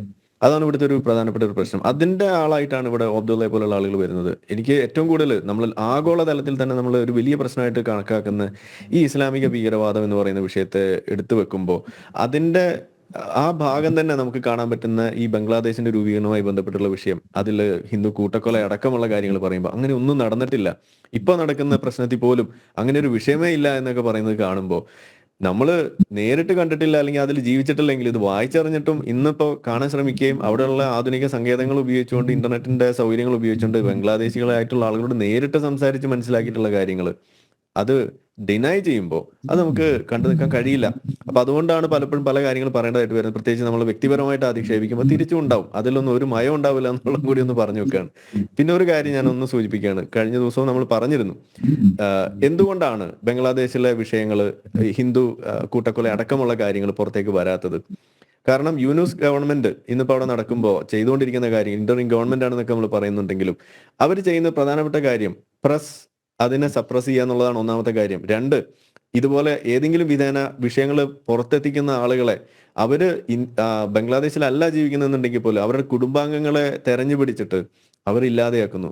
ഒന്നത്, അവരെ പോലും ടാർഗറ്റ് ചെയ്യുന്നു. രണ്ട്, ഇനി ഏതെങ്കിലും ഹിന്ദു വന്ന് ഏതെങ്കിലും ഒരു വിഷയം ഒന്ന് പറഞ്ഞാൽ ആ ഹിന്ദു അങ്ങനെ ഒരു സംഭവം ഉണ്ടായി എന്ന് അറിയണമെന്നുണ്ടെങ്കിൽ അങ്ങനെ ഒരു ഗ്രാമം അവിടെ ബാക്കിയാവണ്ടേ? അതുപോലും ഇല്ലാത്ത രീതിയിൽ ആ വ്യക്തിയെയോ കുടുംബത്തെയോ മാത്രമല്ല, അവർ ജീവിക്കുന്ന ആ ഒരു പഞ്ചായത്ത് അങ്ങനെ തീയിട്ട് നശിപ്പിക്കുന്ന അവസ്ഥ, ഇതാണ് അവിടെ നടന്നുകൊണ്ടിരിക്കുന്നത്. പിന്നെ ഏതൊരു ഇത്തരം വിഷയം നടന്നു കഴിഞ്ഞാൽ നമ്മൾ സംഭവിക്കാറുള്ളത് എന്താണ്? പിന്നീട് ഒരു അന്വേഷണമൊക്കെ നടന്ന് അതിന്റെ കണക്കുകൾ പുറത്തു കൊണ്ടുവരുന്ന കാര്യമാണ് നമ്മൾ കാണുക. ശവക്കുഴി അടക്കം തോണ്ടിയെടുത്ത് തെളിവുകൾ ശേഖരിക്കുന്ന കാഴ്ച, കഥകൾ അല്ലെങ്കിൽ ചരിത്രം നമ്മൾ കേട്ടിട്ടുണ്ട്. നാസി ജർമ്മനി എന്നുള്ളത് നമ്മൾ കേട്ടിട്ടുണ്ട്. ഇറാഖിൽ നടന്നതിനെ കുറിച്ച് കേട്ടു, കുർദുകളെ കൂട്ടക്കൊല നടത്തിയതിനെ കുറിച്ച് നമ്മൾ കേട്ടിട്ടുണ്ട്. അപ്പൊ എങ്ങനെയാണത്? കാലം കഴിയും, ഇതിന്റെ യഥാർത്ഥ കണക്കുകൾ നമ്മുടെ അടുത്തേക്ക് എത്തണമെന്നുണ്ടെങ്കിൽ. ആ ഒരു പീരീഡിൽ ജീവിക്കുന്ന നിങ്ങളൊക്കെ പല ആളുകളും 71 ജീവിച്ച കഥ പറയുന്ന പോലെ നമ്മൾ ഇന്ന് ഇത് ജീവിച്ചുകൊണ്ടിരിക്കുമ്പോൾ അതിനോട് ഏറ്റവും മിനിമം കാണേണ്ട കാര്യം എന്താണ്? ഒന്ന് കാത്തിരിക്കുക, അതിന്റെ വിവരങ്ങൾ വരുന്നവരെ വെയിറ്റ് ചെയ്യുക, ഡിനയൽ അവിടെ മാറ്റിവെക്കുക എന്നുള്ളതാണ്. അതേ നമ്മൾ ചെയ്യുന്നുള്ളൂ. അപ്പോൾ അത് ഒരു പ്രധാനപ്പെട്ട കാര്യമായിട്ടൊന്ന് പറയണമെന്ന് ഞാൻ വിചാരിക്കുകയാണ്. ഈ ഒരു അപ്പോളജി സ്വീകരിക്കണം എന്ന് പറയണം. നമ്മളല്ലാതെ അബ്ദുള്ള എന്ന് പറയുന്ന വ്യക്തിയോട് നമുക്ക് വ്യക്തിപരമായിട്ട് ഒരു കാര്യമില്ല. പക്ഷെ അദ്ദേഹത്തിന്റെ തലയിലിരിക്കുന്ന സോഫ്റ്റ്വെയർ അത് വലിയ ദോഷമുണ്ടാക്കും. ഒരുപാട് ആളുകളെ തീവ്രവാദത്തിലേക്ക് കൊണ്ടുപോകാൻ പാകത്തിനുള്ള വാദങ്ങൾ, തീവ്രവാദികളെ തീവ്രവാദി എന്ന് വിളിക്കാതിരിക്കുന്ന തരത്തിലുള്ള ആ നിലപാടുകൾ, അത് വലിയ ദോഷമാണ് ഉണ്ടാക്കുക എന്നുള്ളതൊന്ന് ആവർത്തിച്ച് പറഞ്ഞുകൊണ്ട് തൽക്കാലം ഞാനിത് ഇവിടെ അവസാനിപ്പിക്കുന്നു. സാർ, പ്രഭാകരൻ സാർ, ഒറ്റ കാര്യം കൂടി. ഇപ്പോൾ ഈ BBC ഇങ്ങനെ റിപ്പോർട്ട് ചെയ്തു, അവിടെ ഹിന്ദു ജനസൈഡ് നടക്കുന്നില്ല, കൂട്ടക്കൊല നടന്നിട്ടില്ല, അവിടെ പിന്നെ ഈ ഭാരതത്തിലെ മാധ്യമങ്ങളൊക്കെ പെരുപ്പിച്ച കണക്കുകളാണ് അവതരിപ്പിക്കുന്നതെന്നൊക്കെ പറയുന്നുണ്ട്. സാറിന് ഒരുപാട് സുഹൃത്തുക്കളുണ്ട് അവിടെ. ഈ അവിടെയുള്ള യാഥാർത്ഥ്യം ഒന്ന് വളരെ 1-2 മിനിറ്റുള്ളിൽ പറയുകയാണെങ്കിൽ നന്നായിരിക്കും. ഈ 1971 ഈ യുദ്ധത്തിന് മുമ്പുള്ള സംഭവങ്ങൾ നോക്കുകയാണെങ്കിൽ അത് ഞാൻ മനസ്സിലാക്കിയത് അമേരിക്കയിൽ വെച്ചാണ്. അമേരിക്കയിലെ ഡെന്നിസ് കുക്സ് എന്ന് പറയുന്ന അംബാസഡറിൽ നിന്നാണ് എനിക്കിത് മനസ്സിലായത്. അദ്ദേഹം എഴുതിയ പുസ്തകത്തിൽ ഒരുപാട് പറഞ്ഞിട്ടുണ്ട്. രണ്ടാമത് ഞാൻ പറഞ്ഞു, ആദ്യത്തെ നാവിക ഉദ്യോഗസ്ഥന്മാരെ അവരുടെ കോഴ്സ് ഓഫീസർ ഞാനായിരുന്നു നമ്മുടെ നാവൽ ട്രെയിനിങ് സെൻറ്ററിൽ. അവരിൽ നിന്ന് ഞാൻ ഒരുപാട് സംഗതി മനസ്സിലാക്കി. അതിലുള്ളൊരു വിദ്യാർത്ഥിയാണ് എന്നോട് പാകിസ്ഥാൻ അവിടെ ചെയ്തു കൂട്ടിയിട്ടുള്ള ജനോസൈഡ് അതിനെപ്പറ്റി പറഞ്ഞ് മനസ്സിലാക്കി തന്നത്. അതിൻ്റെ ആവശ്യമില്ല, പക്ഷേ അവൻ എന്നോട് ഒരു സുഹൃത്തിൻ്റെ മാതിരിയാണ് അദ്ദേഹം ചെയ്തത്. ആ വ്യക്തി കുറേ കാലത്തിന് ശേഷം ബംഗ്ലാദേശ് കോസ്റ്റ് ഗാർഡിൻ്റെ ഡയറക്ടർ ജനറൽ ആയിരുന്നു. എന്നെ കാണാൻ വന്നിരുന്നു. അദ്ദേഹം തന്നൊരു പുസ്തകത്തിൽ ഞാൻ മനസ്സിലാക്കിയിട്ടുള്ളത് അവിടെ നടന്നിട്ടുള്ള കൂട്ടക്കൊല, പല തരത്തിലുള്ള കൂട്ടക്കൊല, രാഷ്ട്രീയമായും മതപരമായും നടന്നിട്ടുള്ള കൂട്ടക്കൊലകൾ, അതൊക്കെ വായിച്ച് നോക്കുമ്പോൾ അതൊക്കെ മനസ്സിലാക്കിയതുകൊണ്ട് ഇപ്പോൾ നടക്കുന്നത് എത്രമാത്രം സീരിയസ് ആണോ അത്രമാത്രം ഇല്ല എന്നാണ് ഞാൻ പറയുക. ഇപ്പോൾ നടക്കുന്നത് എന്താണെന്ന് എനിക്ക് വാസ്തവത്തിൽ അറിയില്ല, ഞാൻ അതിനെപ്പറ്റി ശ്രദ്ധിച്ചിട്ടില്ല. കാരണം ഞാനിപ്പോൾ പഠിപ്പിച്ചുകൊണ്ടിരിക്കുന്ന യൂണിവേഴ്സിറ്റിയിൽ അതിൻ്റെ ലൈഫ് ടൈം പ്രൊഫസറാണ് ഞാൻ അവിടെ, എമിറേറ്റസ് പ്രൊഫസറാണ്. ആ യൂണിവേഴ്സിറ്റിയിൽ എത്രയോ വിദേശികൾ വന്നു പോകാറുണ്ട്. അതിൽ ബംഗ്ലാദേശുകാരൊക്കെ വരുന്നത് 6 മാസം മുമ്പാണ് ഒരുപാട് ബംഗ്ലാദേശ് ഉദ്യോഗസ്ഥന്മാരെ ഞാൻ കണ്ടതും അവർക്ക് ട്രെയിനിങ് കൊടുത്തതും. അവിടെ നിന്നാണ് ഞാൻ മനസ്സിലാക്കിയത് അവരുടെ ശമ്പള രീതിയും ശമ്പള സ്കെയിലിനെ പറ്റിയൊക്കെ അവരുടെ ചോദ്യങ്ങൾ വന്നിരുന്നു. അപ്പോൾ ഇതൊക്കെ നോക്കുമ്പോൾ ബംഗ്ലാദേശിൽ ഇതിനേക്കാളും കാര്യമായിട്ടുള്ള പലതും നടന്നു കഴിഞ്ഞു എന്നാണ് ഞാൻ പറയുക. ഇപ്പോൾ നടക്കുന്നത് ഇവിടുത്തെ അതുമായിട്ട് ബന്ധപ്പെട്ടിട്ടുള്ള സംഗതികളാണ്. അതിന് യാതൊരു തെളിവും എനിക്കില്ല, ഞാൻ എവിടെയും നോക്കിയിട്ടുമില്ല. കാരണം അതിനെപ്പറ്റി പഠിക്കേണ്ട ആവശ്യം എനിക്ക് വന്നിട്ടില്ല. വല്ല ചർച്ചകളും നടക്കുമ്പോൾ മാത്രമേ അതിനെപ്പറ്റി ഞാൻ ശ്രദ്ധിക്കാറുള്ളൂ. അങ്ങനെ ശ്രദ്ധിക്കുമ്പോൾ ഞാൻ അതുമായിട്ട് ബന്ധപ്പെട്ട കാര്യമായിട്ടുള്ള വ്യക്തികളോട് മാത്രമേ ചോദിക്കാറുള്ളൂ. അപ്പോൾ അവിടെ എനിക്കത്ര കാര്യമായിട്ട് പറയാൻ പറ്റില്ല. പക്ഷേ എൻ്റെ അഭിപ്രായത്തിൽ ഇപ്പോൾ നടക്കുന്ന കൂട്ടക്കൊലകൾ അങ്ങനെ നടക്കുന്നുണ്ടെങ്കിൽ തന്നെ ഈ ലോകത്തിൽ പല സ്ഥലത്തും നടന്നുകൊണ്ടിരിക്കുന്ന കൂട്ടക്കൊലകളുടെ മാതിരിയാണ്. ഒരു രാജ്യത്തിലും കാര്യമായിട്ടുള്ള സമാധാനം എന്ന് നമ്മൾ പറയുന്നു, സമാധാനത്തിന് ഞാൻ വിശ്വസിക്കാറില്ല. അതർ ദാൻ വാർ എന്നുള്ള സിറ്റുവേഷനിലാണ് ഞാൻ അതിനെ കൊണ്ടുവരിക. മനുഷ്യന്മാരുടെ കാര്യം വളരെ അബദ്ധമാണ്, പക്ഷേ പണ്ട് നടന്നതിനേക്കാളും ഭേദമാണ് എന്ന് ഞാൻ പറയും. ഇപ്പോൾ മനുഷ്യൻ്റെ ജീവിതം പണ്ടത്തെ മനുഷ്യൻ്റെ ജീവിതം ആയിട്ട് ബന്ധപ്പെടുത്തി നോക്കുകയാണെങ്കിൽ നമ്മൾ എത്രയോ ഭാഗ്യം ചെയ്തവരാണ്. 71 ജനിച്ച എന്നേക്കാളും ഭാഗ്യം ചെയ്തവരാണ് എന്നേക്കാളും പ്രായം കുറഞ്ഞ ഇവിടെ ഉള്ള വ്യക്തികൾ. പക്ഷെ അവർക്കത് വലിയ സംഭവമായി തോന്നുമെങ്കിൽ എനിക്ക് അത്രയും വലിയ സംഭവമായിട്ട് തോന്നുന്നില്ല. കാരണം ഇതിനേക്കാളും വലുത് ഞാൻ കണ്ടതാണ്. ക്രിമിനൽ ഹിസ്റ്ററി ഓഫ് മാൻകൈൻഡ് എന്ന് പറയുന്നൊരു പുസ്തകമുണ്ട്. 70-ലോ മറ്റോ വന്നിട്ടുള്ളൊരു പുസ്തകം. അതൊന്ന് വായിച്ചു നോക്കിയാൽ നമുക്ക് മനസ്സിലാകും. അല്ലെങ്കിൽ ലണ്ടനിൽ പോയി കഴിഞ്ഞാൽ ലണ്ടൻ ഡഞ്ചിയൺ എന്ന് പറയുന്ന മ്യൂസിയത്തിൽ പോയി നോക്കിക്കഴിഞ്ഞാൽ, കംബോഡിയയിൽ പോയി കഴിഞ്ഞാൽ നമ്മൾ കാണുന്ന അവസ്ഥ, അല്ലെങ്കിൽ ഹിറോഷിമയിൽ പോയി കഴിഞ്ഞാൽ അതൊക്കെ വെച്ച് നോക്കുകയാണ് ഞാൻ ചെയ്യുക. കാരണം അതൊക്കെ കണ്ടെത്തുന്നത് അതിനേക്കാളും അത്ര വലിയ പ്രശ്നമായിട്ട് ഞാൻ കാണുന്നില്ല. പിന്നെ ഞാനൊരു പട്ടാളക്കാരനാണ്, സൈനികനാണ്, ഒരു പ്രൊഫസറാണ്. എനിക്കിതൊന്നും കാര്യമായിട്ട് കാണാൻ പറ്റില്ല. ഒരു ഡോക്ടർ ഒരു സർജറി നടത്തുമ്പോഴുള്ള ആ മനോഭാവമാണ് എനിക്കുള്ളത്. ഇത് നടന്നുകൊണ്ടേയിരിക്കും, പക്ഷെ നമ്മൾ മുന്നോട്ട് പോയിക്കൊണ്ടിരിക്കുകയാണ്. ഓക്കെ. എന്തായാലും 1971 ഭാരതത്തിൻ്റെ ചരിത്ര വിജയത്തിന് സംഭാവന നൽകിയ സൈനികരുടെ ധീരതയെയും ത്യാഗത്തെയും ഞങ്ങൾ ആദരിക്കുന്നു. പ്രധാനമന്ത്രി എക്സിൽ കുറിച്ച പോസ്റ്റാണ് ഞാൻ വായിക്കുന്നത്. അവരുടെ നിസ്വാർത്ഥമായ സമർപ്പണവും അചഞ്ചലമായ നിശ്ചയദാർഢ്യവും നമ്മുടെ രാജ്യത്തെ സംരക്ഷിക്കുകയും നമുക്ക് മഹത്വം കൈവരുത്തുകയും ചെയ്തു. അവരുടെ അസാധാരണമായ ധൈര്യത്തിനും വീര്യത്തിനും ചൈതന്യത്തിനുമുള്ള ആദരാഞ്ജലിയാണ് വിജയ് ദിവസ്. അവരുടെ ത്യാഗങ്ങൾ എന്നേക്കുമായി തലമുറകളെ പ്രചോദിപ്പിക്കുകയും രാജ്യചരിത്രത്തിൽ ആഴത്തിൽ പതിഞ്ഞു കിടക്കുകയും ചെയ്യും. പ്രധാനമന്ത്രിയുടെ പോസ്റ്റ് ഇങ്ങനെ പോകുന്നു. എന്തായാലും സ്വന്തം അസ്തിത്വം മറന്നുകൊണ്ടാണ് ബംഗ്ലാദേശ് ഇടക്കാല സർക്കാർ ഇപ്പോൾ ചില ഇടപെടലുകൾ നടത്തുന്നത്. പക്ഷേ ആത്യന്തികമായി ചരിത്രത്തോടുള്ള നിഷേധം ഒരിക്കലും സാധ്യമല്ല. ചരിത്ര സത്യങ്ങൾ അതേപോലെ നിലനിൽക്കുക തന്നെ ചെയ്യും. ജനൻ ഡിബേറ്റ് ഇവിടെ പൂർണ്ണമാവുന്നു. ചർച്ചയിൽ പങ്കെടുത്തതിൽ ആദ്യം നിൽക്കുന്ന നന്ദി. ഒപ്പം പ്രേക്ഷകർ.